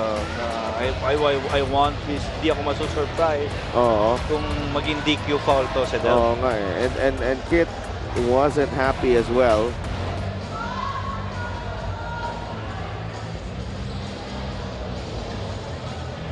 Ang hirap kasi talagang they really need to grind it out. Hindi biro yung, especially losing that guy sitting beside him. Itong si Marco Balagtas sa early stage pa lang ng ating ball game. That's a big blow right there. Yung kay Marco Balagtas na injury. And, but I like the fact that maraming umawat doon Coach Louie. These two teams. Yung mga players nila really familiar with each other, medyo naging magkakampi naman sa ibang teams dati, like even the way Dave Moralde and Chino Mosqueda tried to calm down ito si Kit Jimenez. Talagang mataas na lang talaga yung emotions, and then so happen lang talaga sa Delta, it happened in front of the Jensen Warriors bench. So kahit siguro sinong coach talaga medyo madadala dun sa sitwasyon.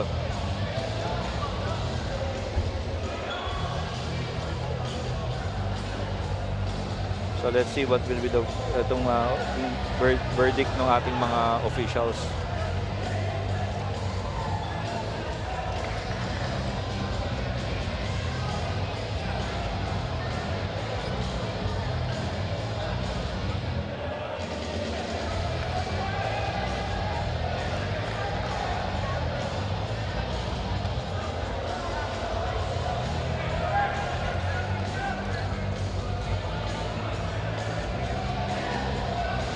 And Muntinlupa, it's a crucial time in the ball game.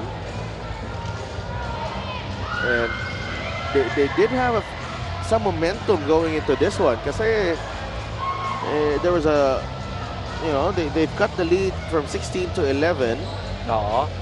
And it was okay, just like what Mika had reported to us, na the big needs to work. Pero kung mawawala pa to si Ford Ruaya, nawala na si Marco Balagtas, that leaves them itong si Chad Alonso, King Destacamento, ito si Chris Javier to step up.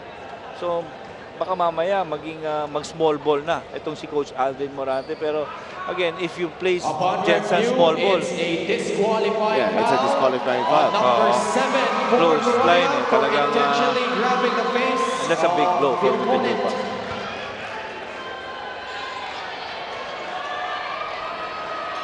Correction number 9, Ford Ruaya. Ford Ruaya out of the playing court.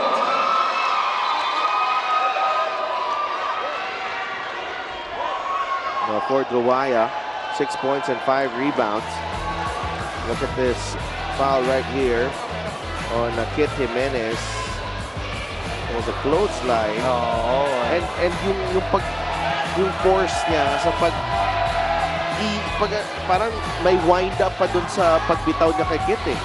Alam mo, it wasn't just a mere clothesline na nakikita natin na babagsak yung tao. May ano pa eh, may halong hatak pa.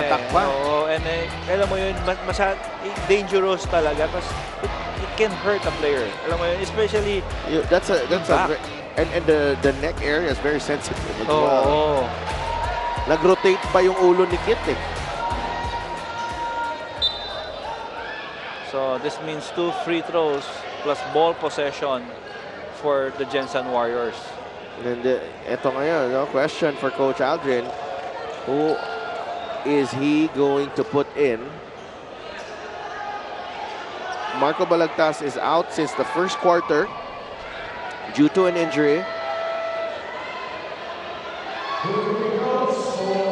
They've been having a hard time battling the Muntinlupa, the Gensan Bigs.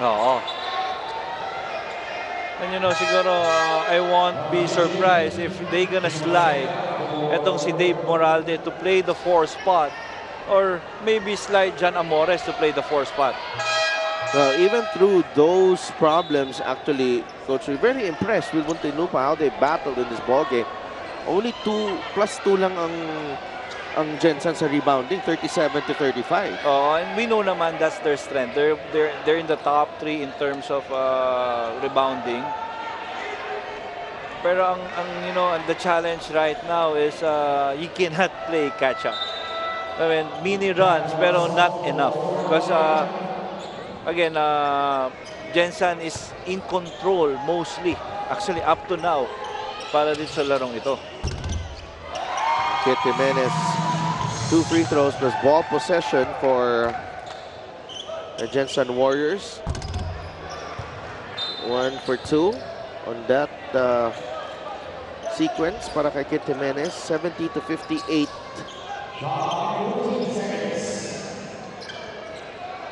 And again, the 5. Itong 5 combination ni Coach Rich Alvarez right now, okay, this is a fast 5. Putting Miko Sorella on that 4 spot. So Chad Alonso was brought in.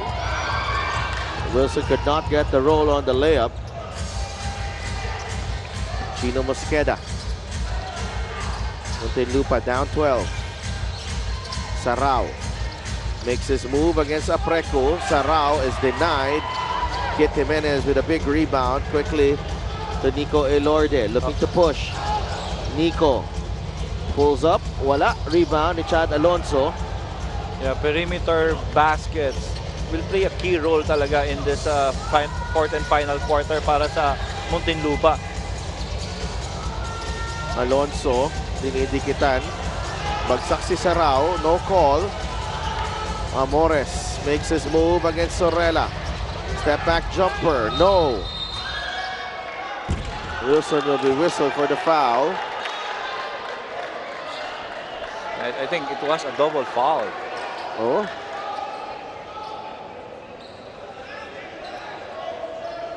I like how the officials have been very decisive, not really going to the review. You know,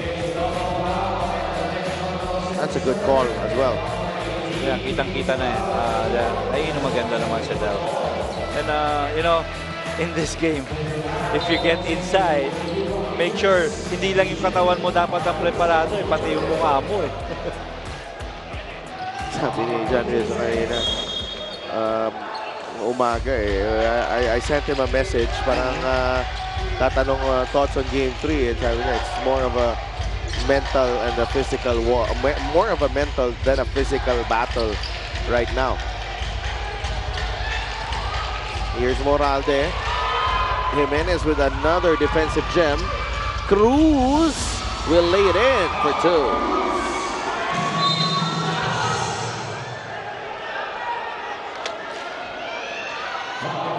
I thought the way this game has been called, with the way this game has been called, And it could have been a let go. So let's see this last block by Kit Jimenez. Really had been a spark for the Gensan Warriors. And he may not been, hindi niya naman ginagawa yung scoring, no? The usual scoring that we've been seeing from him. But everything else, yung mga tapik, yung mga magandang pwesto sa ilalim and the depensa. As Dave Morales scores 9 points in the ball game. Alam mo yun, pero sa Delph, no, if you're not gonna look at the score, parang yung takbo ng laro, parang itong Muntinlupa, they're down by big already, pero they're still within reach eh. Oo. You always feel that they have a run in them. Corner 3 doesn't drop para kay Kit. Amores. Nagay kay Moralde. GJ Ilagan in the game.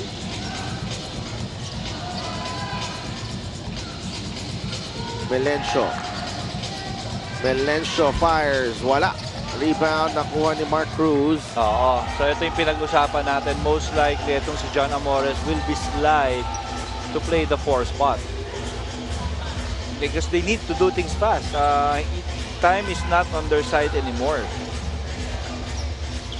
Wilson. Tres. Wala. Offensive rebound. And ball, last touch by a Gensan player.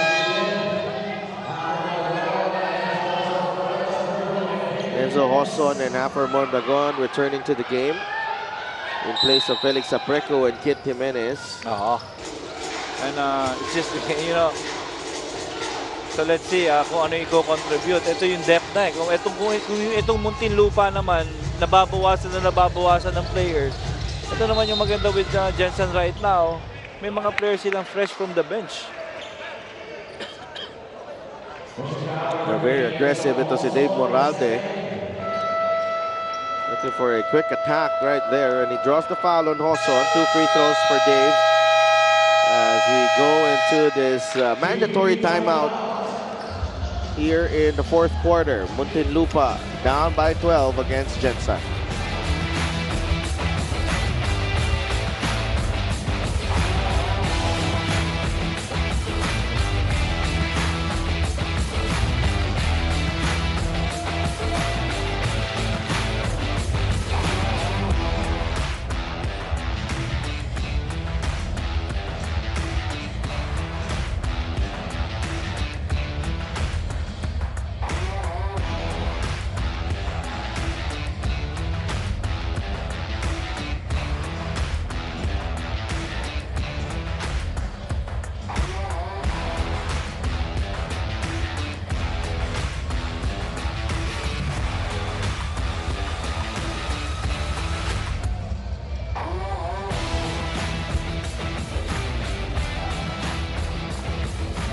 Presenting our Suzuki Muscular and Sporty fan of the game, just like the Avenes, do more and achieve more with the muscular and sporty scooter from Suzuki. The Avenes, oras na para magmotor.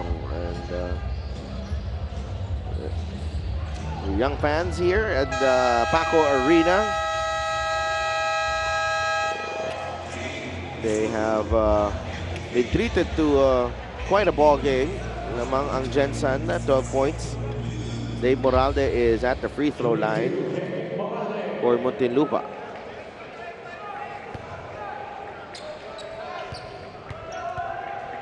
And Moralde taking the free throw. Brought to you by Extreme Appliances, ang subok at kompletong appliance brand ng Pilipinas.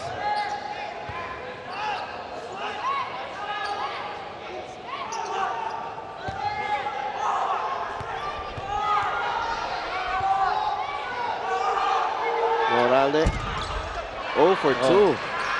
Yeah, that's big. So the lead of Gensan stays at 12. Cruz saves it. Pajarito. Yeah, 6 seconds on the shot clock.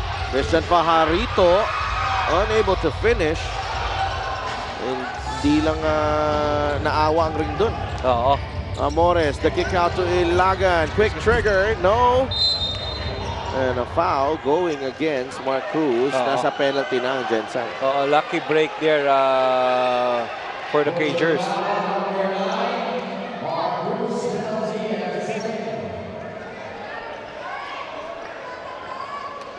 But even if they get these breaks, but if they cannot convert that into points, alam mo yon, like in the last, okay, good thing na na-convert na ni Ian Melesio to. Yeah, free throw story, it's 12 out of 17 for Muntinlupa, 10 out of 17 naman para dito sa Gensan Warriors. You know, if you look at the field goal story, almost same eh. Talagang yung steals and turnover points talaga, that skill, that's been the challenge for the Cagers. Well, it's been Jensen's defensive intensity, I think, that has really made a difference in this ballgame, Coach Ruiz. Oo, imagine yung effort nila pag dumidepensa. Tapos, again, every time they get stopped, because in terms of fast break points, they're plus 11. Elorde inside the paint. Nico Elorde.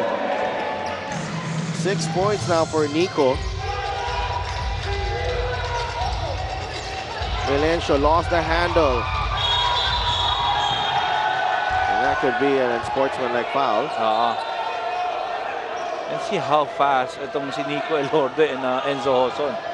Our ref's gonna check on that. Ginagawa dito talaga ng it's been their defense that has really triggered their offense here. Kasi talagang challenging and especially now realizing na kay GJ Ilagan, Dave Moralde, kay Chad Alonso is there. Ang pwede lang humabol talaga itong si John Amores who's playing 4 right now. So let's see this replay. Good defense there by Mondragon. There's the foul there. Oo, wala na eh. Si Chad na yung last man eh. Oh, just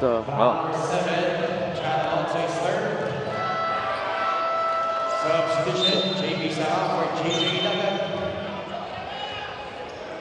JP Sara got inserted back. Binigyan ng breather ni Coach Aldrin. So let's see. Final push to Del. 74-62.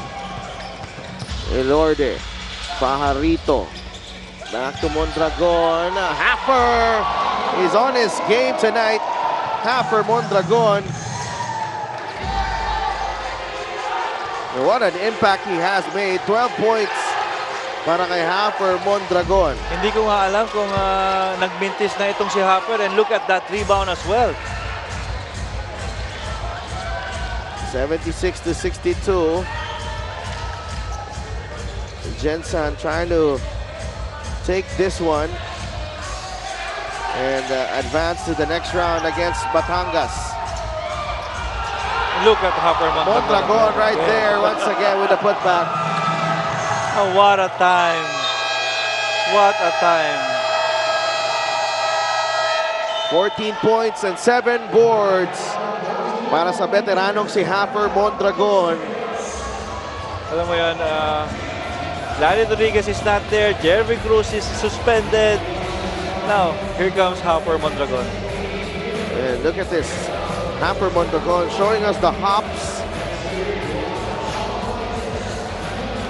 And right there again, Mondragon for the tip-in. And Jensen running away from this ball game late. 4 minutes remaining. They're up by 16.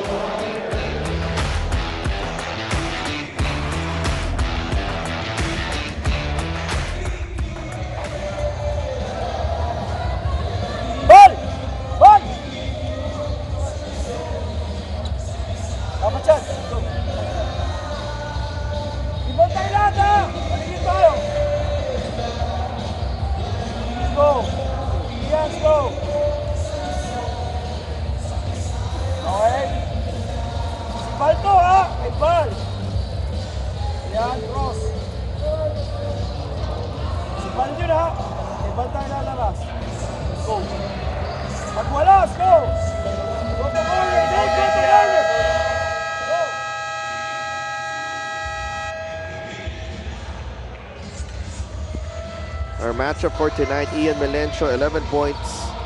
Nico Elorde with 6.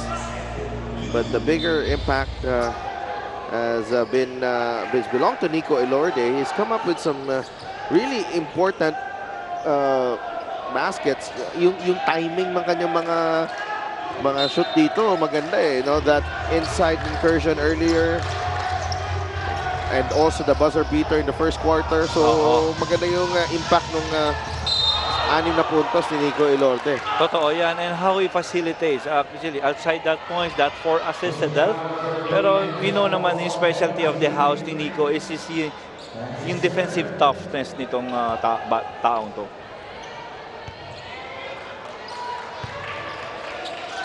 John Amores is back at the line, and nasa penalty na nga, as we mentioned, itong Jensen Warriors. It's really one way to catch up with the Warriors. No, hanapan make baskets while the clock is stopped. Wilson. Enencio was claiming na stepping na si John Wilson. But he was the one caught stepping on the line. No whistle on that.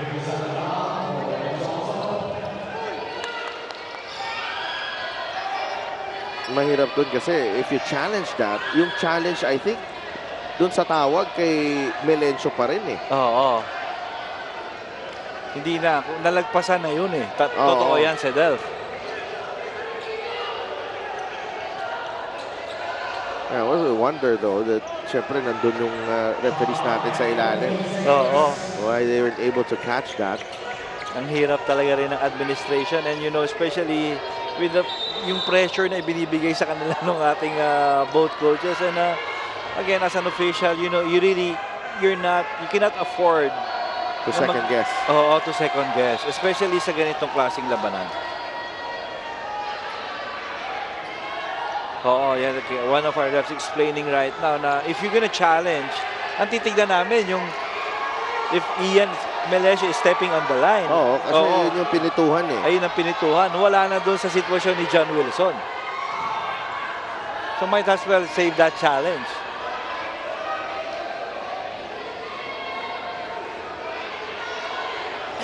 And it happened already, and those are, as coaches, siguro ayun yung mga bagay na kailangan namin minsan talagang i-absorb na lang eh. Kasi breaks na sa Delph eh.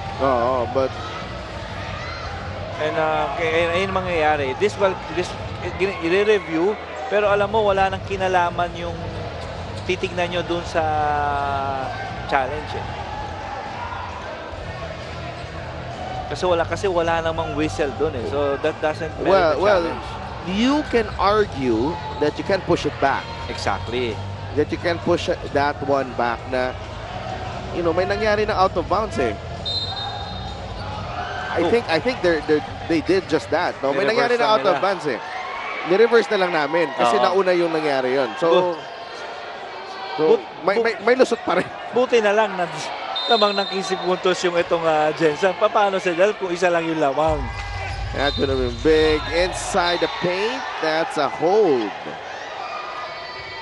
No basket, but it seems like a foul on Nico Ilorde. So this means, pero if you're Muntinlupa, you'll take it. You'll take this one because I think 2 free throws by John Amores, yung oras hindi umaandar. But they're not making their free throws. Yeah, that's the 2 out of 4. The last 4 tries para kay Amores. Amores sinks the second. A 14-point lead. Pressure here from Muntinlupa. Nakatawid si Masaglang. Ping is fouled by Moralde.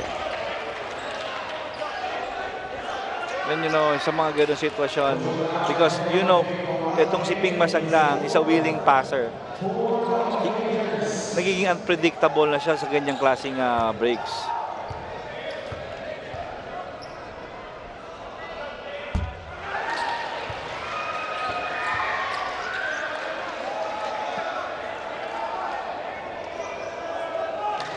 down to 3 minutes 47. Itong Muntinlupa still down by 14 points. Oo, nagmimintis din sa linya ang Gensan. So another break here for Muntinlupa. Both teams already over the limit. Acuna for 3. Yes! Yeah, that's big. Okay, down to 11. 67-78. Masaglang. Binigay kay Nico Elorde. And that's where you want the ball. In the hands of Nico Elorde. Elorde, 3 seconds to shoot. Pajarito inside. 6 points for Pajarito. Moralde, dire-derecho. Could have been a foul there on that drive. May 9 points na si Dave Moralde. Lead is back to 11 points. Pwede pa ito. 24 assists now for Jensen, only 12 for Muntinlupa. Elorde. Out to John Wilson. Wilson picks up his dribble, fires. That's an air ball. Ivan Acuna. Melencio tumatakbo. They need a 3 here. Acuna puts the ball on the deck. Layup is in and out. Sarao. What about JP Sarao in this game, Sadao? Ang ganda rin naman nilalaro ni JP Sarao. What are they checking? Will it be basket interference? Yeah, but it went in already. Or a player from Muntinlupa. Yeah. Yeah, so there's walang foul pala. Yan.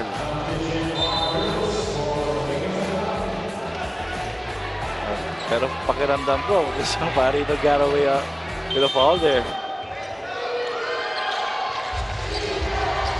Now lead down to 9. Elorde. That's an offensive foul on Pajarito. Yeah, clear na clear yun sa angle natin sa Del. Christian Pajarito. Watch that this replay. Ano pa hindi pa siya nakaset eh. Yung hips eh. Okay na sana eh. Pero yung hips niya, in-extend niya pa. And you know, especially with Dave Mono, Dave gets a lot of calls kay yung selling that call.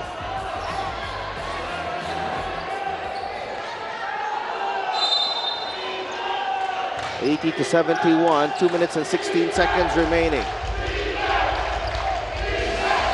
Muntinlupa down by 9. They have a chance to draw closer here. Amores, tough shot in traffic. Sarao, Acuna is free. Great pass. Melencio, tough shot. Amores fighting for it. And Pajarito secures the board. They just need to cross that one. So let's see.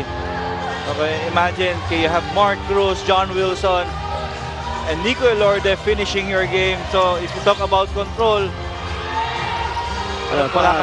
meron na. Pajarito mintis ang kanyang layup. Here comes Muntinlupa. Melencio for 3. No call. No call.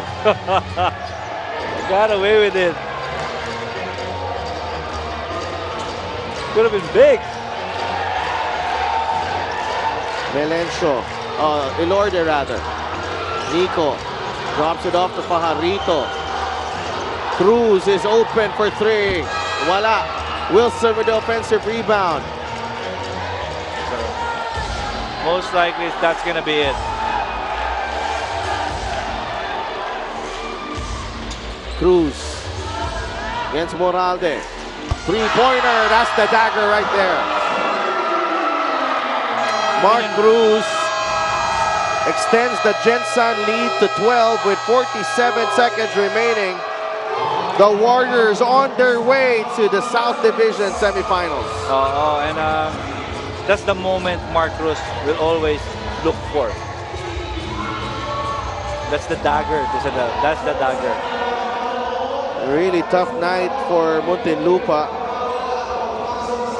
you know, again, sa akin, babalik ko lang talaga on how John Wilson started this game with that 8 straight points, okay, back-to-back three-pointer plus 2 free throws. You know, after that, it's all Gensan Warriors. Mark Cruz over Dave Moralde, knocking down the 3 ball. And Gensan, as we mentioned, on its way to a duel with Batangas in the next round. That's going to be an exciting matchup as well, Sedelka, especially na and nandyan na si Christian Pajarito, nandyan rin si Kit Jimenez, that, you know, the impact of these two in this game, outstanding, Sedelka. Wala akong masabi kung paano nila tinulungan itong kanilang koponan sa kanilang pagbabalik. Yung mabigat dito, especially in the, you know, for Gensan looking ahead, no, is they will be up against a very disciplined team as well. Batangas, you know, if the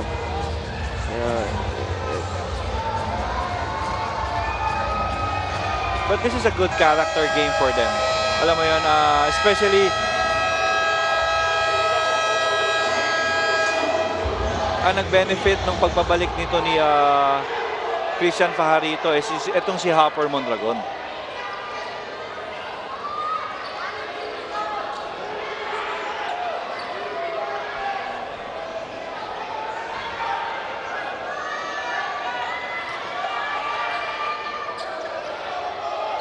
(83-71).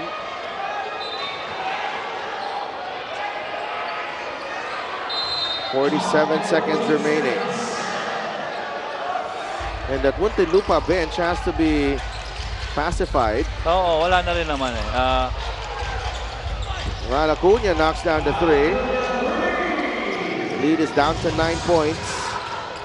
15 in the ball game for Val. Elorde to Pajarito. Steal. Oo. Acuna is open. This could be big. Wala. Rebound, Melencio. Fouled by Mondragon.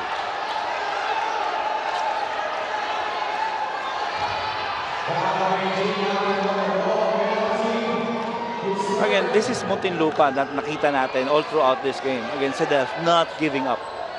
No, the grit has always been there. And even depleted already. Extended minutes para sa lahat. And, you know, okay lang sa akin extended minutes, pero if you know that you need to work doubly, defensively, walang mangyayari. Kaya nga eh. Intentional miss. Melencio from the corner. Wala. Moralde. And just look at how they fight. Even though this may seem like a lost cause, ang nangyayari na lang, ang mabigat, hindi rin naman nila nako-convert yung extra possessions na nakukuha nila. Like, okay, again, a missed free throw by Dave Moralde.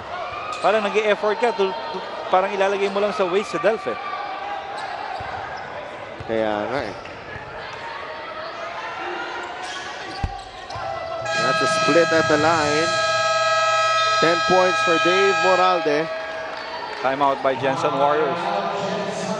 That would have been a, no, kung hindi nila they had all the opportunities in this ball game. Oo, alam mo yun. And it was yung mga suspects mo talagang gusto mong tumira. Timeout muna tayo. 23 seconds remaining.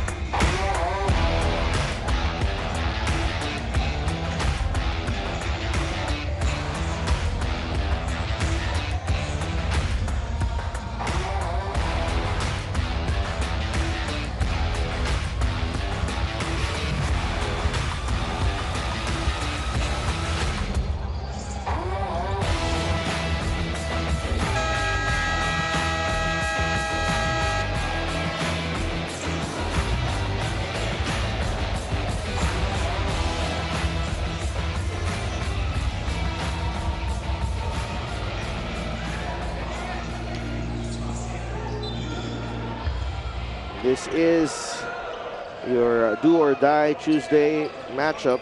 Muntinlupa against Gensan. Number 3 seed ng Gensan, number 6 seed ng Muntinlupa. Winner goes on to meet Batangas in the next round. 83-76. John Wilson having trouble. They complete the steal here. Amores drives and scores. Yeah, too late. Okay, for the Cagers. Oh, recovered by Elorde. And the clock is down to 5. So, free throws para kay Nico Elorde. So that's gonna be it. Fifth foul on Dave Moralde.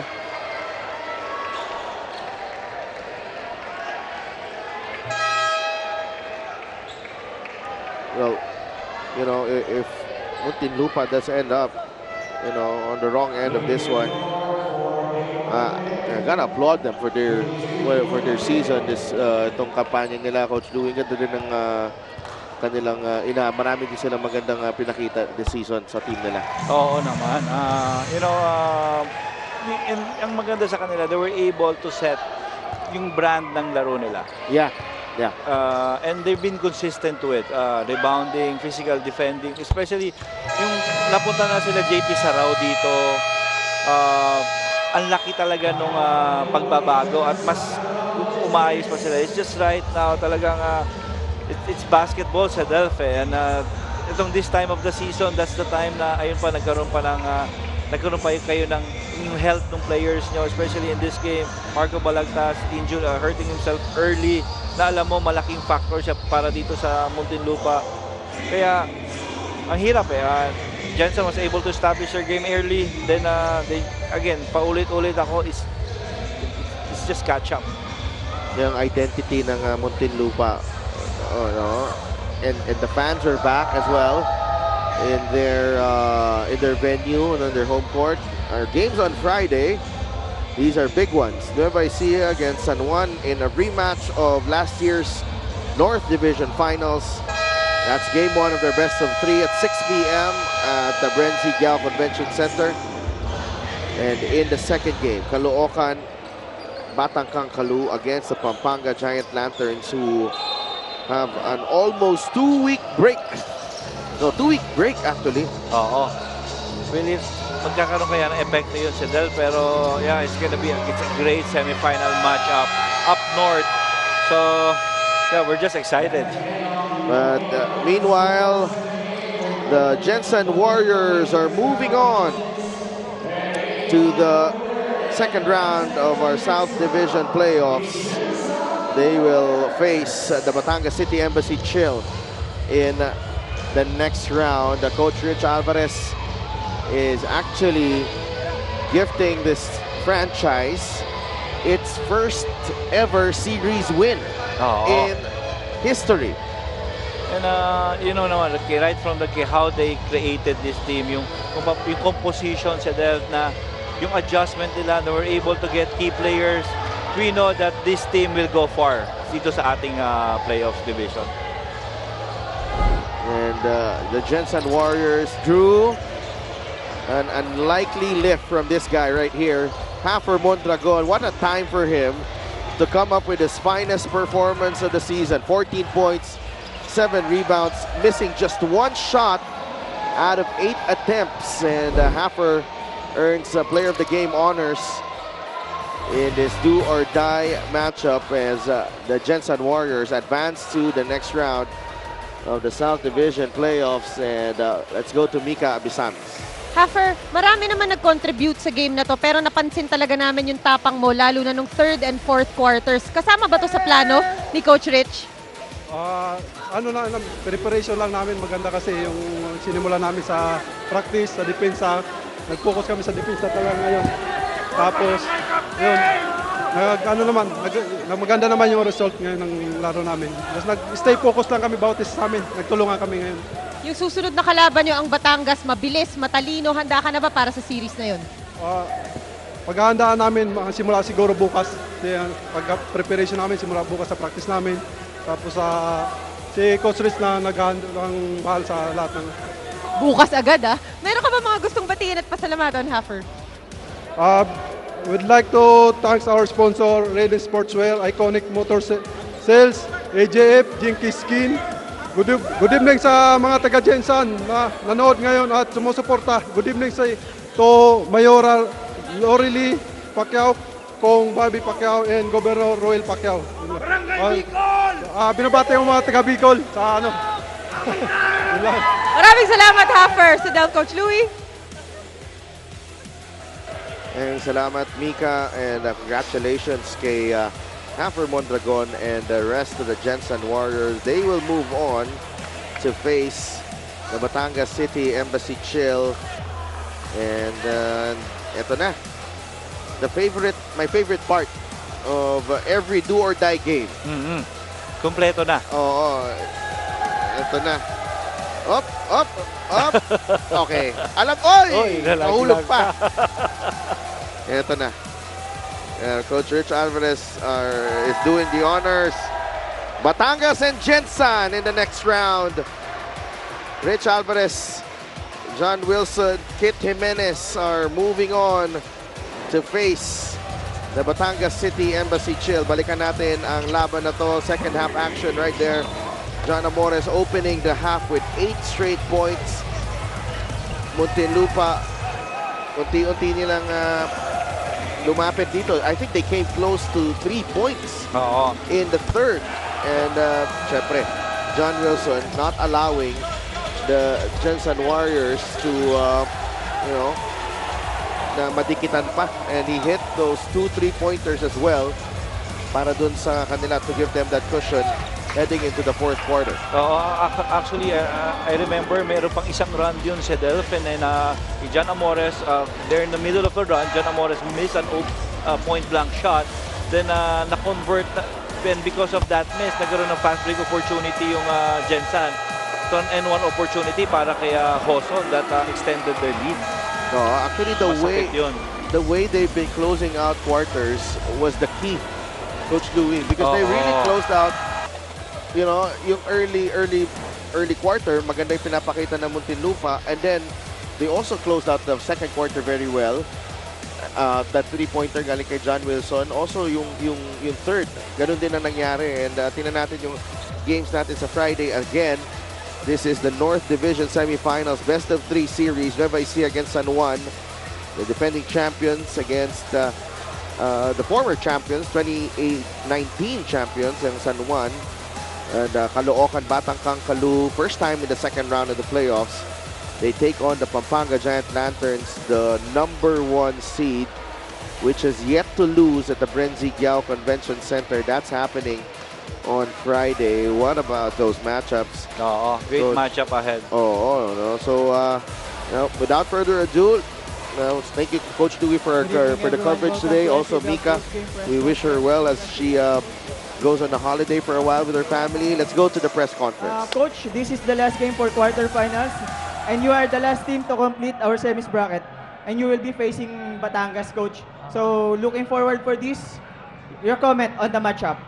On Batangas? Sa matchup. Well, I know they're one of the best defensive teams in the league. So, I mean, when's the game? 28? 28. So, Saturday. I mean, we're gonna enjoy this game tonight. We're gonna enjoy tonight, and then we're gonna look at Batangas the next day. Okay lang. we have lots to consider. They're the most dangerous defensive team, so that's what we gotta be worried about. Okay, for you, for last season, hindi nakaabante ang Jensen Warriors sa next round. But now, this is the different story for you guys. Ano sa tingin mo yung dapat yung gawin para sa Batangas? Siguro mag-stay focus pa rin kami sa ginagawa namin ng individual defense, saka sa team defense namin, yun lang, yung sacrifice sa lahat. So, Haffer, nung naseletran ka pa, di naman yung mga stats mo, pero tonight, ikaw yung nagpasiklab, almost perfect game. So parang, how's it like na nga, I believe this is your first best player of the game as a pro? siguro nag-focus lang kami. Sabi nga ni Coach Rich, focus lang ako sa gagawin namin ngayon. Yun nga, maganda yung result namin ngayon. Nag-focus lang kami sa individual, depensa, tapos sa offensa. Coach Rich, Kit Jimenez played tonight despite his situation with San Miguel. So talk about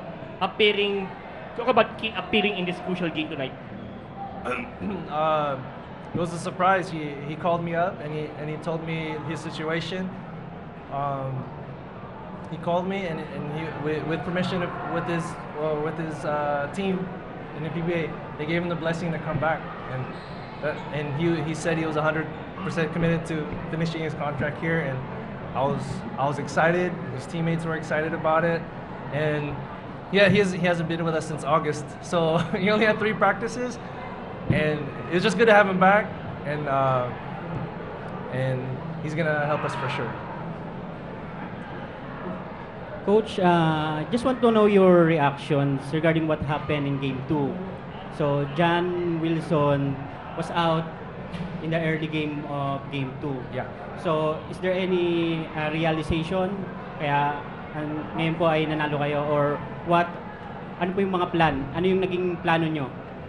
Going after Game 2. Well, we number one, we looked at the game, and we did lose our composure. We did, and we didn't start. We let frustration get to us, and we're a young team. We're a young team, aside from some guys. But we had to sit and talk about it, and we had to show the players on video some of the fouls were really fouls. So we had to adjust and be ready for the next game. We don't want to let that bother us going into this game today. So we wanted to be focused.